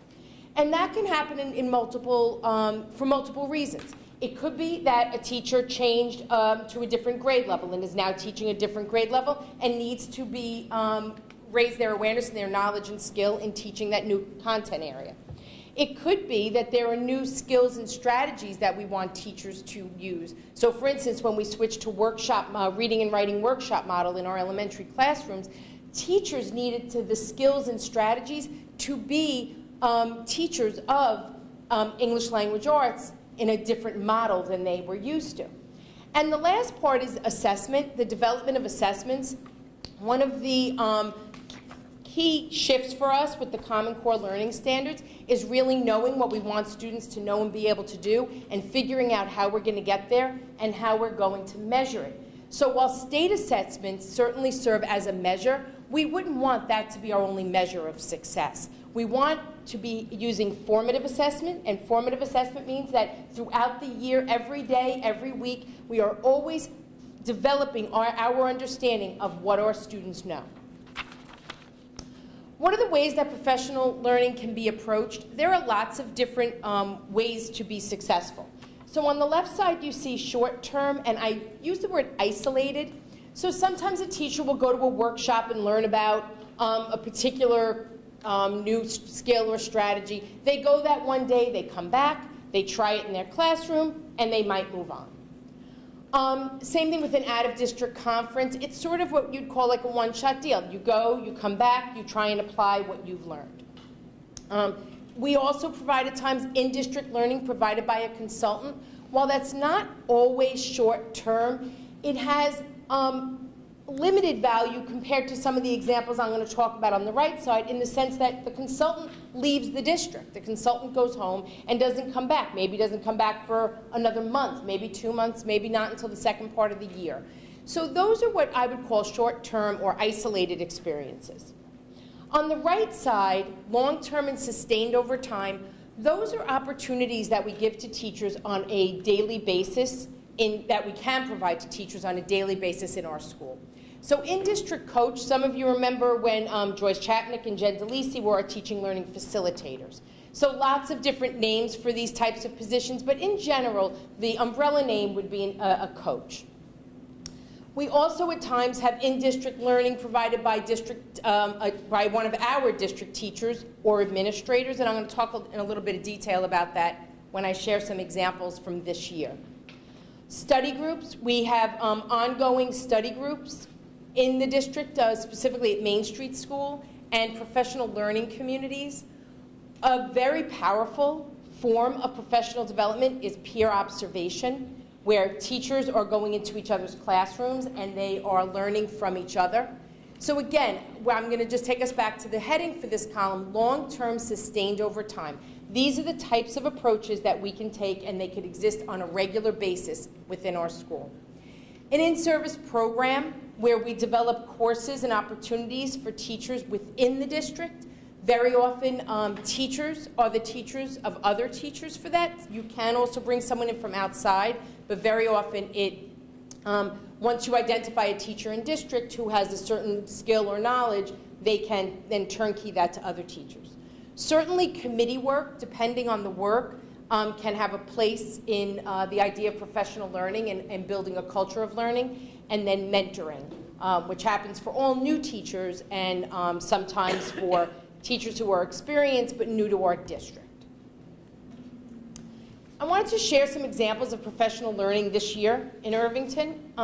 So certainly our work around the revision for the Common Core Learning Standards has been significant. Main Street School Study Group has been around mathematics as well as habits of mind. In ELA, again, revision of the Common Core and designing classroom instruction. So we've really tried to look at what does our workshop model look like, and that's a K-8 focus. The next generation science standards are a big question mark for us right now. It's not clear whether New York State is going to adopt them or not, but we have begun to have conversations about that with our 612 science teachers specifically. That will be a huge change for us. It links the Common Core standards for literacy right smack into the science standards. So we have begun those conversations because the Common Core demands that social studies and science teachers are teaching reading in the content area. So we started that work using the new science standards as a lens. Habits of mind, the integration of deeper thinking in the classroom at Main Street School. All the teachers participated in Habits of Mind work. Strategies for teaching in the co-teach classroom. This is an example where one of our district administrators, so Deb Marianello, has significant expertise in the co-teach model, and she has been working with all of the co-teachers at Dow's Lane on a regular basis this year, teaching the different approaches and strategies for co-teaching and teaching in a collaborative environment. And the learning sessions, you're missing the part of that word, but it says learning sessions. So it's really been, I think, a big shift for us this year. At the middle school, both David and Joyce are leading learning sessions where teachers are talking about their practice and sharing. Sometimes some of the classrooms have been videoed, and they actually, as the whole team, watches the videos together of the classroom and looks at what teachers and students are doing, and then share their thinking about that. At Dow's Lane, Randy has been running learning sessions. So he's actually identified areas where he's not necessarily seeing the kind of consistency he might see from classroom to classroom, and he is leading teachers in learning around workshop model, both reading and writing workshop. So I think we've done a really nice job this year, both having teacher leaders as well as administrative leaders really talking about learning and the culture of learning and moving our practice forward. So the question always comes up, how do we measure success? And success is a very challenging thing to measure when it comes to professional development. And so I wanted to share some ways that maybe you might not realize would be a lens for us to look through. So clearly, level of consistency in our classrooms. If we are delivering strong professional learning, we should begin, or we should be seeing that all of our classrooms are providing a similar instructional program to all students. So it doesn't mean that every teacher is doing exactly the same thing, but it does mean that the expectations for learning are the same across all grade levels. What we'd also like to see is an increased quality of work. And what I refer to there is daily work, not necessarily those assessments from the state, but really on a daily basis. Are we seeing an increased quality in our writing? Do we see that our students are being stronger readers, mathematicians? Student achievement, so what I mean there is in-district assessment. So those are our regular unit assessments, as well as our assured writing experiences, as well as something as simple as a Mad Minute. So we're looking at how does what we've trained teachers to do, how does it translate into what students can now do? Teacher observation, so every time, and as I think most of you know, we're doing a lot of teacher observation this year. Teacher observation is a great way for us to determine, are we seeing, if this is what we offered in professional learning, are we now seeing that translated into the classrooms? Are teachers making use of the learning that they're engaging in? And then the curriculum review cycle, and that's our cycle where we look at each curriculum area and we assess where we are, what we need to do, and what revisions we need to make. Our external measures would be certainly our state assessments, as well as our Tri-States review. So at this point, we've had Tri-States review in English Language Arts, we've had Tri-States review in mathematics, science, and we'll be moving toward world language for next year. I couldn't help, as I was thinking about tonight, I thought it was really might be interesting to just look at a couple of points of how the United States compares to other countries. And I will say we don't compare well when it comes to what we provide for teachers. So the first one is always striking. In Singapore, the government pays for 100 hours of professional development each year. 100 hours. It's mind-boggling, 100 hours of professional development. And I like the second part, in addition to the 20 hours. In Finland, they meet every week. They meet, there's planning, there's collaboration, there's curriculum development on an ongoing basis. The third bullet, that the majority of schools in high-achieving nations provide time for teachers, built-in time for professional development. Doesn't happen 2 days a year during a superintendent's conference day. It doesn't happen in a few days of summer work. It is built in, it is ongoing, and there is an expectation that all teachers participate.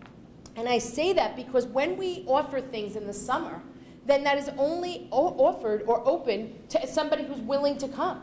We can't make teachers come in the summer. So while we get good work done in the summer, there's no question one of the limitations is that not all our teachers can attend. They have other commitments.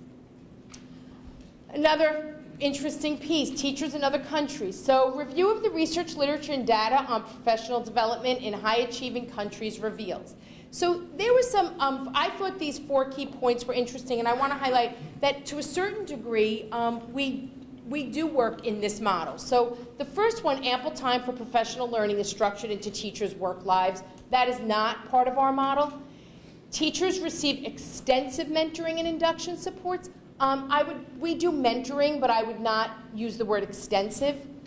Teachers are widely encouraged to participate in school decision-making. That is actually true. I think it would be more of a function of Irvington and schools like ours versus sometimes New York City schools maybe, where they get handed a curriculum, whereas our teachers have a lot of say in what we do and in actually being part of developing the curriculum. And the fourth difference is that governments provide significant levels of support. So as we all know, we're not getting a lot of support from the government on for professional development in terms of funding. The other thing that I thought was interesting was there might be a perception, well, in other countries, everyone's in school longer. There's actually more time for it. But what you'll notice here is U.S. teachers average far more net time teaching time in direct contact with students. So our teachers are actually with students more. And if you, the last bullet is really, I thought also interesting. U.S. teachers spend about 80% of their total working time engaged in classroom instruction compared to 60% in these other nations. So these other countries are making a commitment to professional development. And somebody might say at the cost of kids, and yet we also know that sometimes when we look at these international assessments, we don't always fare as well. So I think there's plenty of more unpacking to do of this, but I think it was worth pointing out that as a country, not just as Irvington, as a country, the United States does not support professional development. One of the other things that's interesting that I had read, it wasn't part of this study, but was the idea of how they recruit early on from the colleges who were going to be the teachers.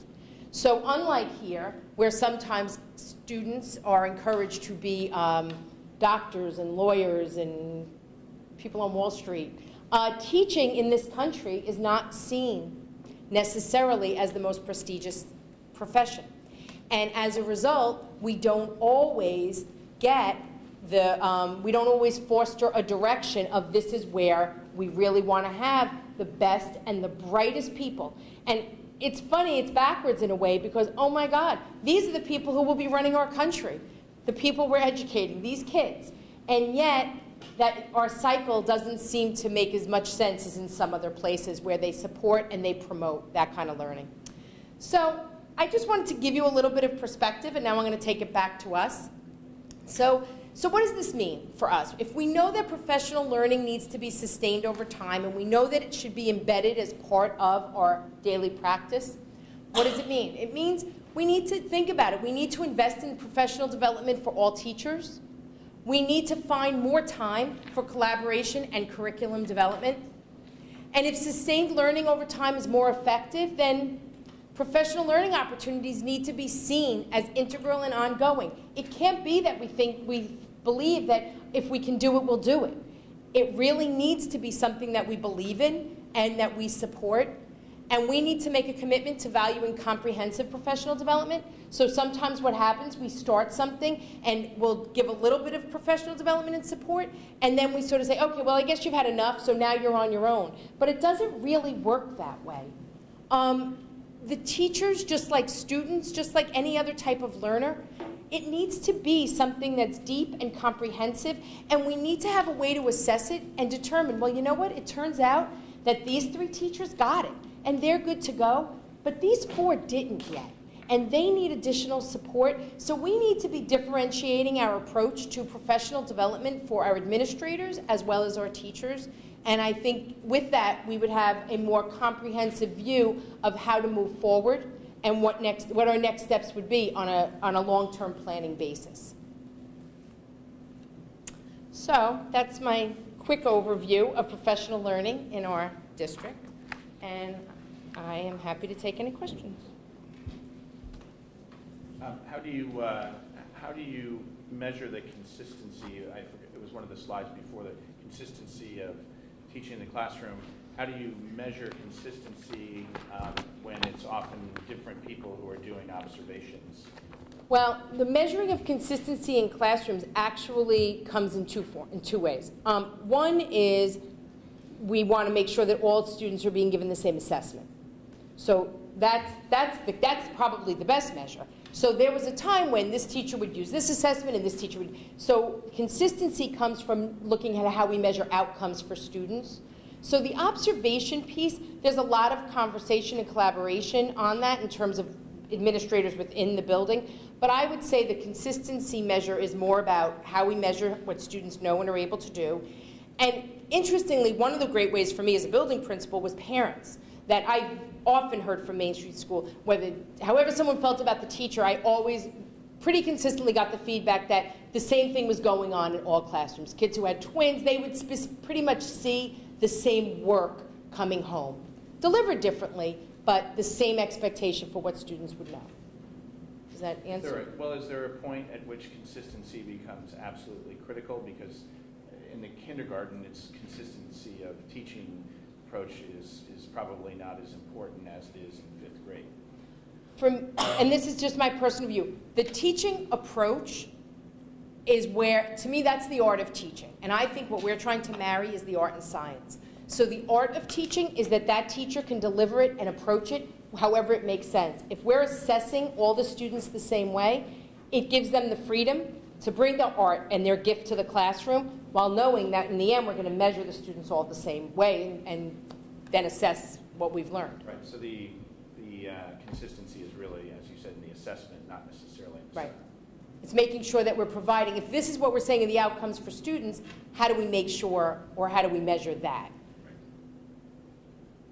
I have another question, but if you want to go. About professional learning communities, we talked about it with Dr. Harrison in his interview last year, and I believe at the time he was a big proponent of it. I'm just wondering how we go about bringing those to our teaching system here, and what's the process for really rolling that out? Well, I think we are rolling out, and I think we've had professional learning communities all along. I think there are different people's definitions of professional learning communities. So like if you look at the DeFores, Rick and Becky, they are, what perceived as the gurus of professional learning communities. It's named, it's used in a very specific way. I use the word professional learning communities in a much broader way than that. A lot of the work out of the Essential Schools movement was around engaging people in learning and looking at student work for learning. So I think we already had it. Do we want to go deeper? Do we would like to have it more broadly applied across our district? Yes. But I think that's why I use the example of the learning sessions with Joyce and David. That is what they're doing. They're building professional learning communities. Because to me, the heart of a professional learning community means that at the heart of your learning as the educators is student work. So we're looking at what students are doing, what does our data tell us, and then what are we doing as a result of that. And so when do they actually meet? It seems like there's not a lot of time during the day to meet as a group, as a community. Yeah, so in middle school, there's a common team time for every grade level. In the work Randy is doing, he's doing at the end of the Dow's Lane Student Day, so at 2:30, all the teachers go in for a learning session. Main Street School, because of their schedule, it happens before school starts. So each school has to find the pockets of time that make sense for them. But it's challenging. I wouldn't want to portray it any other way. Just two more questions. So how do we know when there are teachers that are not participating at all, that are basically, they're just not participating in the PLC, that they don't come in the morning to do it? Oh, no. It's not really like negotiable that way. It's an expectation that you're there, and it's during school time, so it's not, we're not saying teachers come in at 6:30 in the morning and do it. At Main Street, it's before the school day starts for kids. At Dow's Lane, the end, and at middle school, because they have a different scheduling structure, it's during the day. But the ability, or the process of going through professional development is actually captured in the APPR now, I think, as one of the qualitative measures. I can't remember. Don't they kind of have to do professional development as? Well, yes, in domain. So part of our so I'll just do the quick and dirty of the APPR. 20% state assessment, 20% local assessment, 60%. Of that 60%, we have 4 domains. Within those 4 domains, we have 5 or 6 areas. One of those areas. That's what I remember. You have a good memory. One of those areas is absolutely professional learning, and so yes, we absolutely evaluate teachers on it. But it's this big. We want to make it our culture. Right. And if somebody didn't show up, then yes, you ding them. Yes, absolutely. In theory, what? You ding them. Okay. Well, yeah, I mean, Okay. that's a very official. That's an American official Express term, actually. way. We'll ding them. Okay. Yeah, no, but we would, and again, for me, it's setting the. I don't really want to ding anybody. What I want to do is make it important and make people value it and want to participate in it. One last question is, how do we measure failure if we are talking about how do we measure success?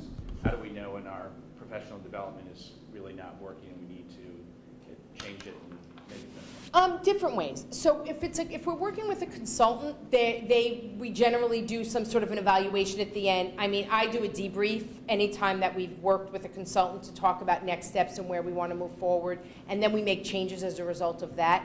I think that it's hard to identify failure because I will say as a district, we don't have that many in-depth, comprehensive approaches to professional development. I would say we tend to have more of that like short-term solution.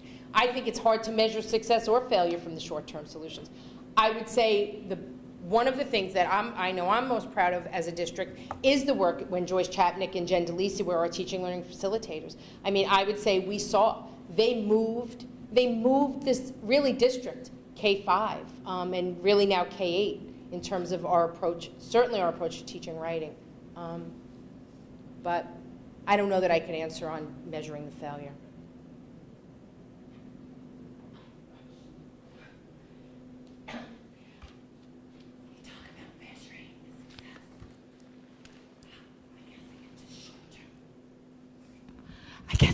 I get to short-term success because I know with the Common Core standards and the professional development, a lot of teachers were given the professional development and then asked to implement it immediately in the classrooms. And I know it was really difficult for a lot of the teachers this year. So how do you address that? That it's such a short window with Common Core between the professional development and then implementing it. I say thank you, Commissioner King. I mean, I can't be more honest than that. I can't, in other words, there's so many things we can control for professional development and learning. I can't control the rate at which they have put this on us. So what we're doing is that's different than professional development because that's actually curriculum development. I guess I mean, how do you support a teacher if they're not quite ready? They're not prepared to teach what's being told they have to teach. So in math, we've had an ongoing consultant all year long working with our team. So we've had somebody for math because I felt the most concerned about math because the changes were quite significant for us. We have a math person who's been working with every grade level K through 5 all year long. But well, to a certain degree, yes. I think, look, you know, they're consultants. So yes, I think they're very appreciative actually of working in our district and have been very complimentary of our teachers. But there's a limitation. They're still consultants. It's not the same as having a math coach. It's not the same as a teacher saying, I don't know how to do this. Could you come in and model this with me or co-teach it with me next week? You know, a consultant doesn't do that. A consultant sits, they unpack it, they talk about it. And, you know, and teachers, learners are learners. So I'm sure all of you have had your child, you know, come home from school at one point and they say, I got it when I was in class, but now I'm home and I don't get it again. I lost it. Well, for teachers, it's the same thing. They're getting it. They're sitting in the room. But now to turn around and teach something you've never taught before, it's challenging. So I think it will continue to challenge us. The next question's about the co-teaching classroom. And I think it's great what you say Deb did. But I guess my concern is since we've done more and more co-teaching, there's often been a lot of changes year to year. And then it seems like we don't get economies of scale of Deb going in and teaching. Do you have any strategies long-term for how to address that? Yeah, I mean, I think that's a great point, Robin, and we have talked extensively on this topic of trying to, and in some places we've been very successful. We have a few teams of co-teachers at some of the grade levels that it's been great. They're consistent, it's been multiple years, and it's been really good. We have others where we have the change.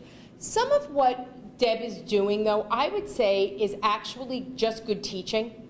Some of it's the co-teach. So I feel like what we really probably need to do is expand some of what Deb does would be valuable for every teacher, and then if they were in that model, they could make use of it. But there's no question, we need to be as strong as we possibly can in developing the co-teach model.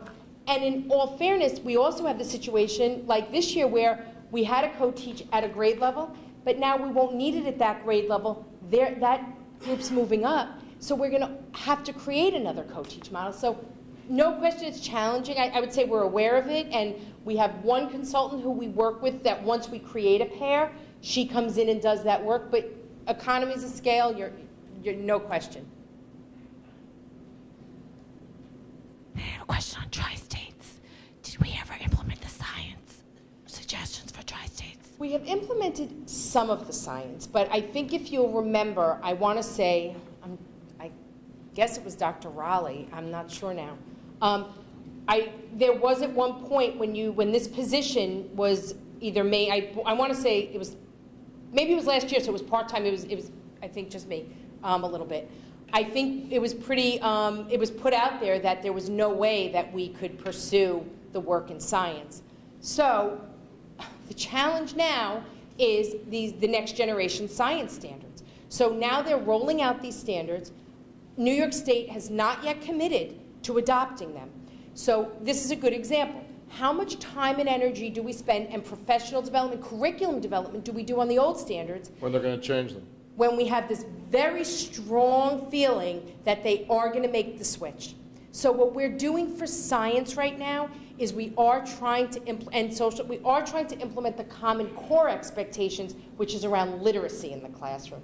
But the science piece won't go to waste. In other words, I think we're all on the same page that they made great recommendations, and once we know which standards, we can move forward.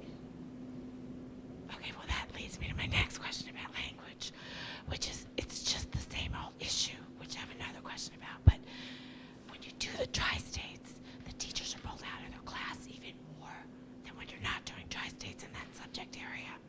It's my understanding they're interviewing the teachers for the tri-states when they're doing this world language. I'm anticipating that's going to be that those world language teachers are going to be pulled out of the class even more.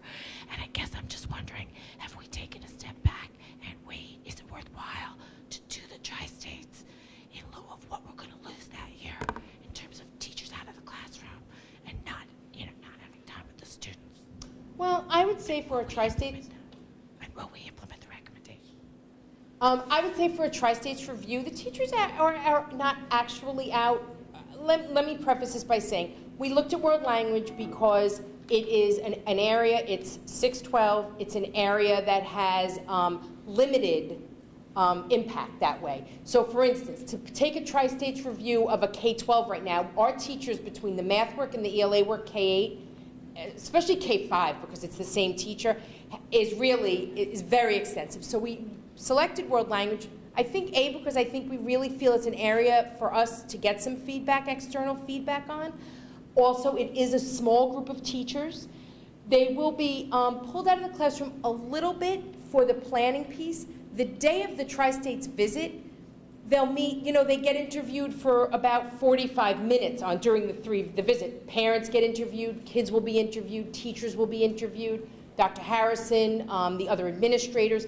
So I don't anticipate them being pulled out a lot. Last question is, you had this stat up about the U.S. teachers spend 80% of their time in the classroom and the rest of the world 60%. What are the kids doing for that 20% differential in the rest of the world? I think I think there are different models. There are models where the schedule is designed where you have bigger blocks where teachers, so let's say a core content area teachers are done teaching by 1, let's say, and kids move to specials. There are different creative ways of doing it. But as I shared in Finland, and by the way, Ardsley, they dismiss every week. On Wednesdays, they dismiss every week, an hour early. And when I talk to Dr. Allen about what they're doing in Ardsley, and I'll say, well, how are you getting that done? And she'll say, our curriculum work is on an ongoing basis. So they set their goals for the year, and they know that early release time is purposeful, it's designed, and they know how they're going to use it for the year. So I'm not really comparing Ardsley to Finland, just in that one piece. So I think there are different models, is my point.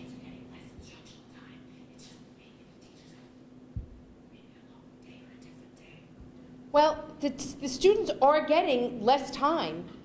I mean, that's what it's, right, that's what their data is saying, is they are getting less time, and the teachers spend more time in collaboration, in curriculum development, and in professional learning.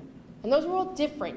There's also a lot of needs for teachers. That's why when I go back to the curriculum, instruction, and assessment, developing curriculum is incredibly time-consuming. It's incredibly time-consuming. And even if you buy a curriculum, learning the curriculum that you're going to teach is incredibly time-consuming. And It's not a strength for us. And again, not just Irvington. I think some districts have made a stronger commitment. I think Scarsdale is a good example of a district that has made a very strong commitment over many, many years. So, you know, I think we see where to go. I think we just need to figure out how to get there. I do. When you were talking about the learning sessions at the middle school, Main Street School, and Dow's Lane, can you just repeat again what you said about what Randy's doing at Dow's Lane? Yes.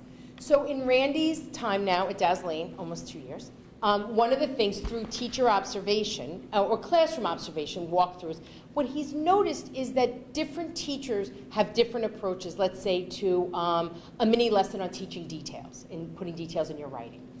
So like he'll walk around and he'll see that, you know, different language, there's like an inconsistency. So what he has started to do in the second half of this year is he runs these learning sessions. So based on what he's observing seems to be a little bit of an inconsistency. He will talk to everybody about what he would say would be a mini lesson for that, and then the teachers engage in what that is, how much it looks like what they currently do, what's their practice, how do we shift that practice. So his sessions are very focused on what he's seeing at Dow's Lane for the teachers. Okay, so in other words, you're talking about consistency, not in terms of approach or the art of teaching, but consistency that the kids are getting the same experiencing, learning the same things. Yes. Okay. And let me just clarify that. In that case, workshop model is a model. There are pieces of it that you want to do. So for instance, it should always start with a mini lesson, let's say. So if you have one teacher who's doing a 25-minute mini lesson, that's not really a mini lesson. And if you have someone else who's doing like a really good, concise 5-minute mini lesson, that's really, or 10-minute, that's what you want to see. So it could be that he's talking to them about the length of your mini lesson and where to stop. Are you over-teaching in that time slot? Are you keeping it small, which is sort of an expression around workshop model, is keeping it small. You want to focus students on one thing, teach them, have them practice it. Okay. And going back on the examples of professional learning this year, you spoke about that they're teaching reading now in science and social studies, that is the part, it's a demand that now that the science and social studies teachers are teaching reading as well? Well, as part of increasing the amount that they have to read. Oh no. They are responsible, with the Common Core Learning Standards, they are responsible for making sure that students know how to read in their content area. So, for instance, one of the days that I worked with the science teachers, because the science teachers did do some work, a little touching on the next generation standards, but mostly on the literacy part, where they practiced teaching the students how to read a section of the text, and then they had to assess, did kids really get it? Because part of the idea behind the Common Core is that, especially at the secondary level, we hand kids texts. And as secondary content area teachers, we don't really think about, can they read that text? Or what kind of scaffolding do they need to be successful reading that text? So science and social studies teachers specifically really are being held to a standard of, and by the way, this isn't new reading in the content area. It just wasn't taken that seriously by content area teachers. But now they really do need to be doing that, and it is in support of literacy across the board. And how do they do that?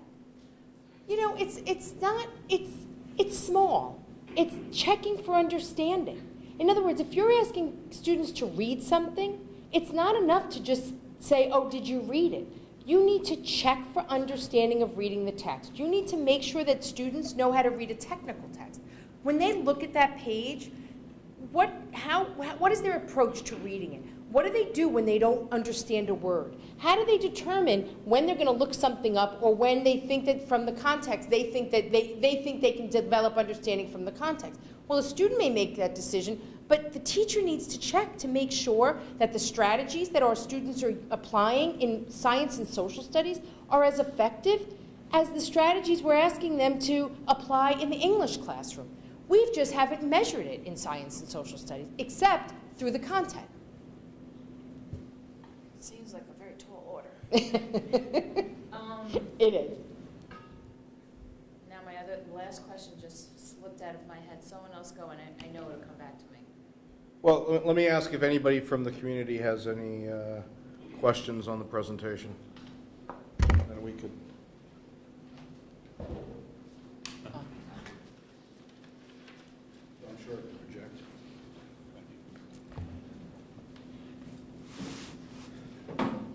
Dan Noller. Please don't take my next comment and question as in any way a criticism of this discussion. It's a great discussion. But if you look around you, you've either got teaching professionals here or a couple of interested parents. Just a couple. And I'm not blaming parents for that either. But can we bring it back to a more real level just for a moment? You stepped into an interesting place when you mentioned Singapore and Finland. I don't know if other people are going to read that. I suspect relatively few. But I can tell you this, that if many read it, there'd be this question. Okay, so they give a lot of time to their teachers for professional development. What's the result for the kids? I'm not finished with the question yet. That sounds like it's a question, but there's more. Because we're such a small district, our changes are very hard to measure because they can be so great because we have so few teachers and so few children. We don't really get a trend for a long time, if ever. Therefore, we really depend on other systems to understand what is going on. Other systems doing similar things to we're doing. So you've compared us to Ardsley as well, and Ardsley to Finland. You're going to be sorry. What I'm asking really is, how does this all measure for our kids? How do we know that this professional development time, or whatever term you want to use for it, actually pays off in some way? Has it paid off in Singapore? Has it paid off in Finland? Has it paid off, more importantly, probably, in Ardsley? Thank you. I use those examples because those are very often the examples that are used for us in this country. Though Singapore, Finland, that's when they look at the international testing and the success. So I use those as examples, but I will say that more countries than not, and I'm comparing them to places like us. I'm not saying all of the world. I'm using specifically countries that are comparable. Provide more professional learning. They have a different approach. They have a different approach to educators. As a country, we're not as strong. As far as the measurement piece, that's why, I mean, again, I can... Well, you know, we've all heard, for example, Robin Camp tell us how well kids are doing around the world compared to American kids. Now, not to be cruel, I don't care about American kids. I care about Irvington kids, to be more specific. And we're doing quite well, despite what America as a whole may or may not be doing. So I want to know again, and again, specifically for Ardsley, has their Wednesday 1 hour off paid off in student achievement? I guess that's not for me to say. That's for them to say. That's for their board and their community to say. Are there things that I see in place there that I think are commendable? And can I say it's directly linked to that? No. I mean, I would have to do a research study to stand up here and say that unequivocally that's the relationship. Do they have claims as of yet? I'm not sure what you mean by that. Do they have any claim as to what the student achievement, how the student achievement may have changed plus or minus? Yes, so I'm saying, yes, from my conversations with them, yes. Okay. But again, I can't tell you that it's, right? Yeah, but I'm saying I can't say to you it's from that hour a day. Here's the message. The message is professional learning is important and needs to be ongoing. And we do have ways that we measure. And what we do know and what the research does show is that long-term pays off in student achievement. I don't know, let me do it and then give me more, give me more professional learning. I'll measure it and in 10 years I'll come back. But I think what we know is that professional development makes a difference. The parents less attuned to the teaching as process and more attuned to it as a result.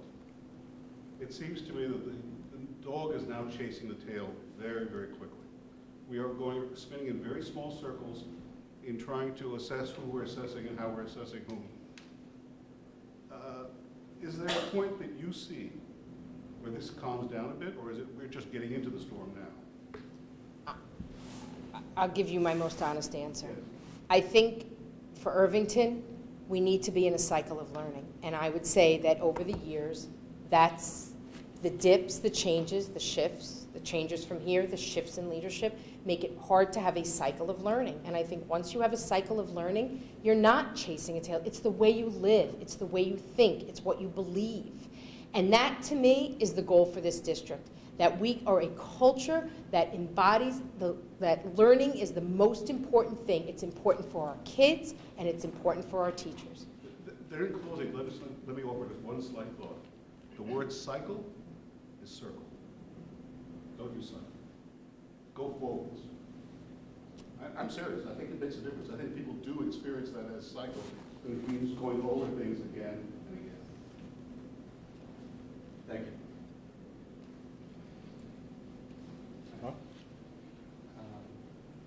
My name is John Montgomery. Just a kind of few questions I jotted down as you were talking. I guess these are related, so I'll just say them together. What are the resources that are being devoted to this in terms of staff time or head count or whatever it is, or the money involved in that? And how has that changed, or how is it likely to change over time?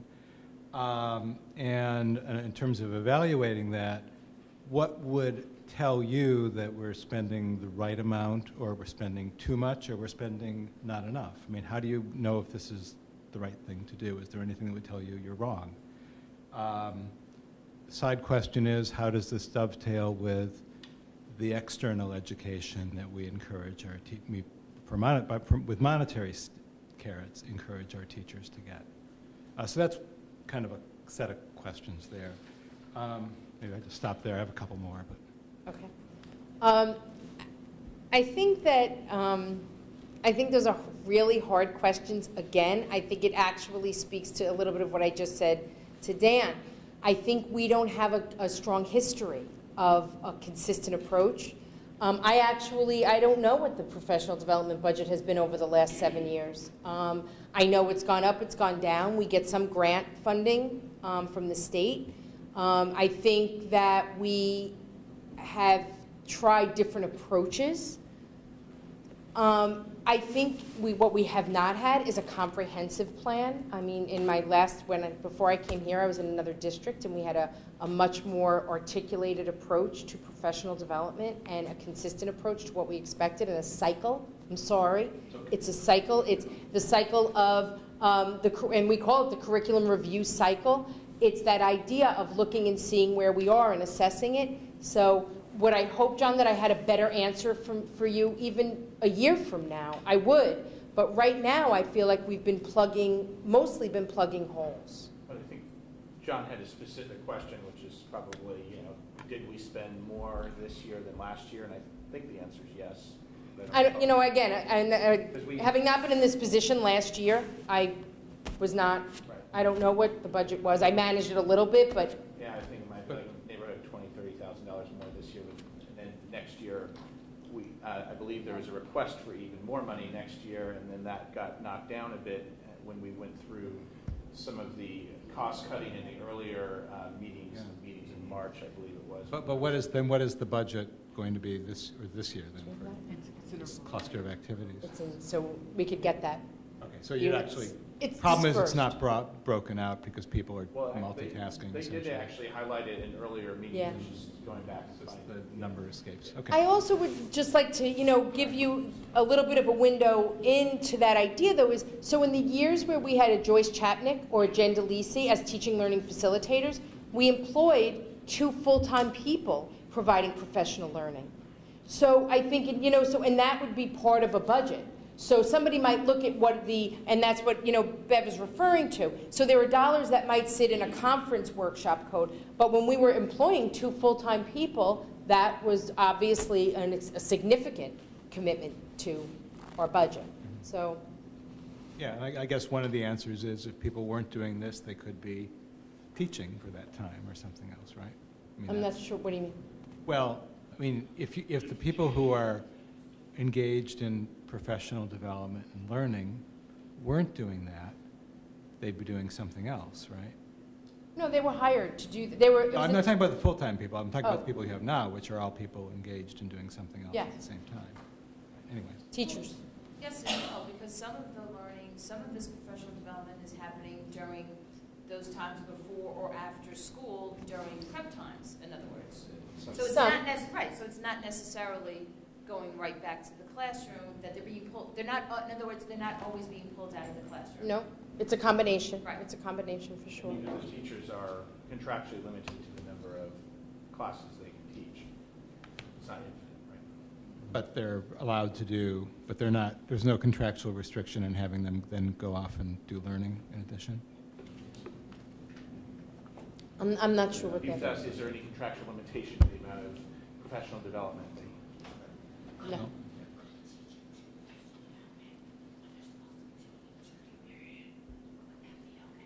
No, I mean, no, unless they're being pulled, and if they're supposed to be doing a duty, somebody else is now in that place for them. So they can't just not do it, they would have to be replaced by the building administrator. My other question is if you could just explain briefly how this connects to the APPR without, you know.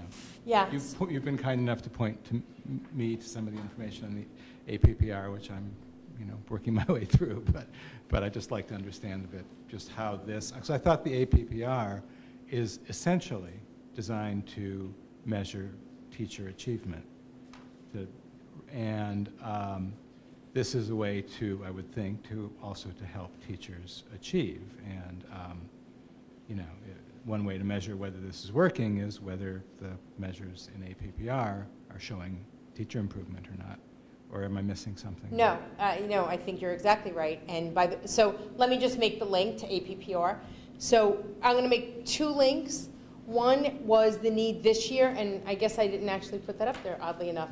One was the link this year to an entire year of learning about the new APPR, where we had a group of teachers who worked with a consultant, and they turnkeyed. So in other words, they then went back to their faculty meetings, and they helped the teachers to learn different parts of the rubric more deeply so that they could be thinking about how is what this rubric is asking for. So for instance, domain 3 is instruction. So that whole domain is around what does instruction look like in the classroom.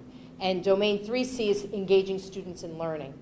And so the teachers spent the year learning and understanding and sort of talking amongst themselves about what does that look like in our classrooms. How do we engage students in learning, and would that be considered effective? So if you've, I don't know if you've looked at the rubric defines for us what is effective, highly effective, developing, or ineffective.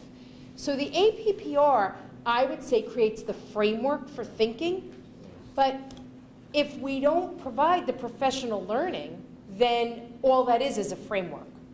So for instance, as part of our goal-setting process this year for teachers, every teacher had to look at the rubric and determine with their administrator what is their area for growth on the rubric as part of the APPR. And so it might be communicating with students. So that's also under the heading of instruction, 3A, communicating with students. So a teacher may say, for this year, according to the rubric, and it's a 4-point rubric, 4-column rubric, I am going to work on how effectively I communicate to the students in my classroom. How effectively do I communicate content? And it really gives them a chance to reflect on their own practice. So the APPR opened a door for work that we are now doing in professional development, and the teachers set that as their goal. At the end of the year, they'll reflect on that goal with their administrator, and then they'll set a new goal for next year based on where they see with their administrator their area for growth. Maria, you had another question? I did. Okay, we do know what the next generation science standards are, correct? Yes.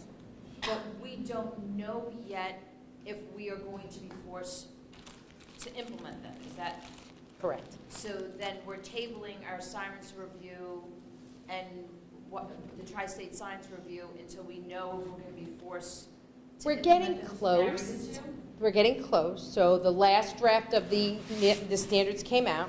New York State has put out, I believe they're about to put out a call for development of a test, a science test for grades 4, 6, 7, and 8 in the area of science. Field test? Well, not a field, no, well, it will be, you know how now we give the science test in 4 and 8, grades 4th grade and 8th grade? But now it'll be in 4th, 6th, 7th, and 8th. And now they're going to redesign the 6th, 7th, and 8th? 4th, 6th, 7th, and 8th. So every middle school grade will be assessed in science. Okay. So what they need to do now is determine who's going to develop that assessment. So that's critical, because who's ever going to develop that assessment, that's where it's like the ding, ding, ding. What standards are you going to use to develop that assessment? So we are close. I read today, actually, I have a consultant who is always feeding me emails on this topic. I believe she said they will decide by September.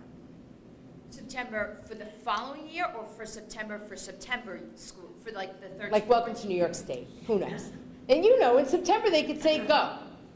Do them now. I mean, you know, I'm going to guess if the assessments aren't developed yet for those grade levels, so we would certainly have, I'm going to guess, not next year, at least to the following year, I would guess, and I am guessing, for the assessment. But they might implement this new science standard come September. And once they say it's a go, and I think it's going to be a go, because they have the Common Core embedded in it, so how is New York State going to now not say okay to that? Right. So I'm speculating that they're going to go ahead with it. Then we're actually in good shape. We've actually started to look at them. The K-12 science teachers have started to look at them, and we'd be ready to launch a plan. So, you know, I have a mini plan in my head for when we get the word. I'm sorry. Today I read September. They're going to decide if they're going to adopt them or not. You're good? Perfect timing. Another question from Yes, the community? I'm Dave Graber. I have two brief questions for you. The first one is, loved your presentation, it's fantastic, and I wanted to talk a little, or you to talk a little bit more about this long-term, sustained over time piece in terms of the second bullet, your role or the district's personnel's role in actually establishing that, and what kind of capacity that requires. And the second question, I had a third, but you've answered it, about the APPR. And the second question is in regards to thinking about, because I happen to agree deeply with you in regards to the professional development piece, and I wonder how the district has looked into auditing the scheduling that goes on and how you utilize the schedule to maximize with the dollars that you have. Yeah. So that's a great question. I'm going to do the first question first. So this idea of in-district learning, I have to say that I am this is my 12th or 13th year in Irvington. And I would say this year I am particularly in awe of how many of our administrators really are instructional leaders. They are really leading the work. I would not say that that has always been the case here. So from whether it be Deb Marinello co-teach, I do some UBD work. Joyce Chapnick certainly is skilled in English, certainly in English language arts as well as many other areas, and she's co-leading the work with David on the learning sessions. Randy certainly has an in-depth knowledge and understanding of elementary education, really specifically, again, reading and writing workshop. So I look at across the board, and I feel like we are in a really good place from the district point of view. For district administrators, I think we have a lot of teachers in this district who we could be tapping, who could really be providing that kind of support. One of the things that Deb Marinello is doing with the co-teach model is after she works with them and talks about their practice and actually teaches them specific strategies, they've been going into each other's classrooms and looking and then debriefing, talking about what they saw, learning new strategies, seeing how their colleagues are approaching similar type students with similar needs. So I think we actually have more capacity than we're necessarily making use of right now, or we're, or acknowledging. Your second question, what was that? Oh, the schedule. Yeah. Yeah, I mean, I think scheduling is always a challenge. One thing, for instance, I would say at the high school, a good example would be, we're very focused this year on building the capacity of our teacher leaders or department chairs as instructional leaders. And so for next year, They're going to be building into the high school schedule a common time for chairs. And that's just like a little example, but there's no question that scheduling can be a huge, huge source for making time. So. I'm Martha Leibowitz. I want to piggyback a little bit on Robin's question about the ICT classes. My son is in a kindergarten ICT class, and I'm concerned, and I know another parent in my son's class is concerned as well, is teaching the Common Core to special needs children. And I'm wondering if there's anything the district is doing to prepare the special needs, the special education teachers who are co-teaching on how to teach the Common Core to the special needs children in those classes.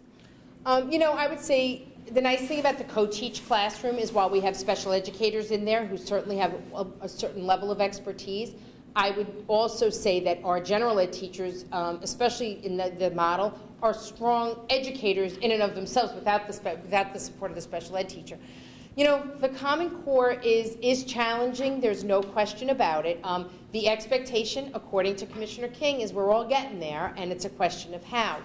I think, honestly, the best support right now for whether it be teachers in the co-teach is this curriculum development work we're doing, the designing of instruction, being really clear on what they're asking students to do. I think that what will support all children as learners is the Common Core has really scaffolded what kids should learn. And so what I think for us moving forward, there's a lot of communication going on right now, vertical, K through 8 really. And so there's a lot more conversation from the first grade teacher to the second grade teacher. Well, wait a minute, if that's what they're asking for in the standard in first grade, well, how does that look in second grade? So I feel the Common Core is going to be a tremendous support for all children, including children with special needs, because it's scaffolded so clearly. And we haven't had that, honestly. So I'm optimistic. Just wanted to point out the special ed teachers are included in all the training that the general ed teachers are getting as well. Oh, yeah.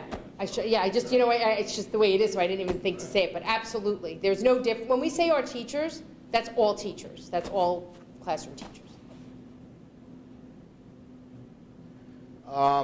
Anything else? Thank you very much. It's a great conversation. Is there any general comments from the community at this point? Hearing none. Anything specific from the board? No? Okay, the next meeting, it's a dual announcement. There will be a special meeting on May 21st in the Main Street School Auditorium to certify the budget votes and election. But then the next regular meeting will be held on June 4th at 7:30. Do we need to motion to adjourn? Are we still doing an executive session this evening?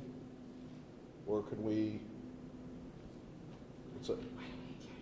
Yeah, so we'll like to adjourn into executive session for the purposes of employment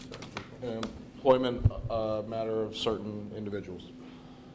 Can I have a motion to adjourn, please? Second. All those in favor? Aye. Aye. Thanks, everybody.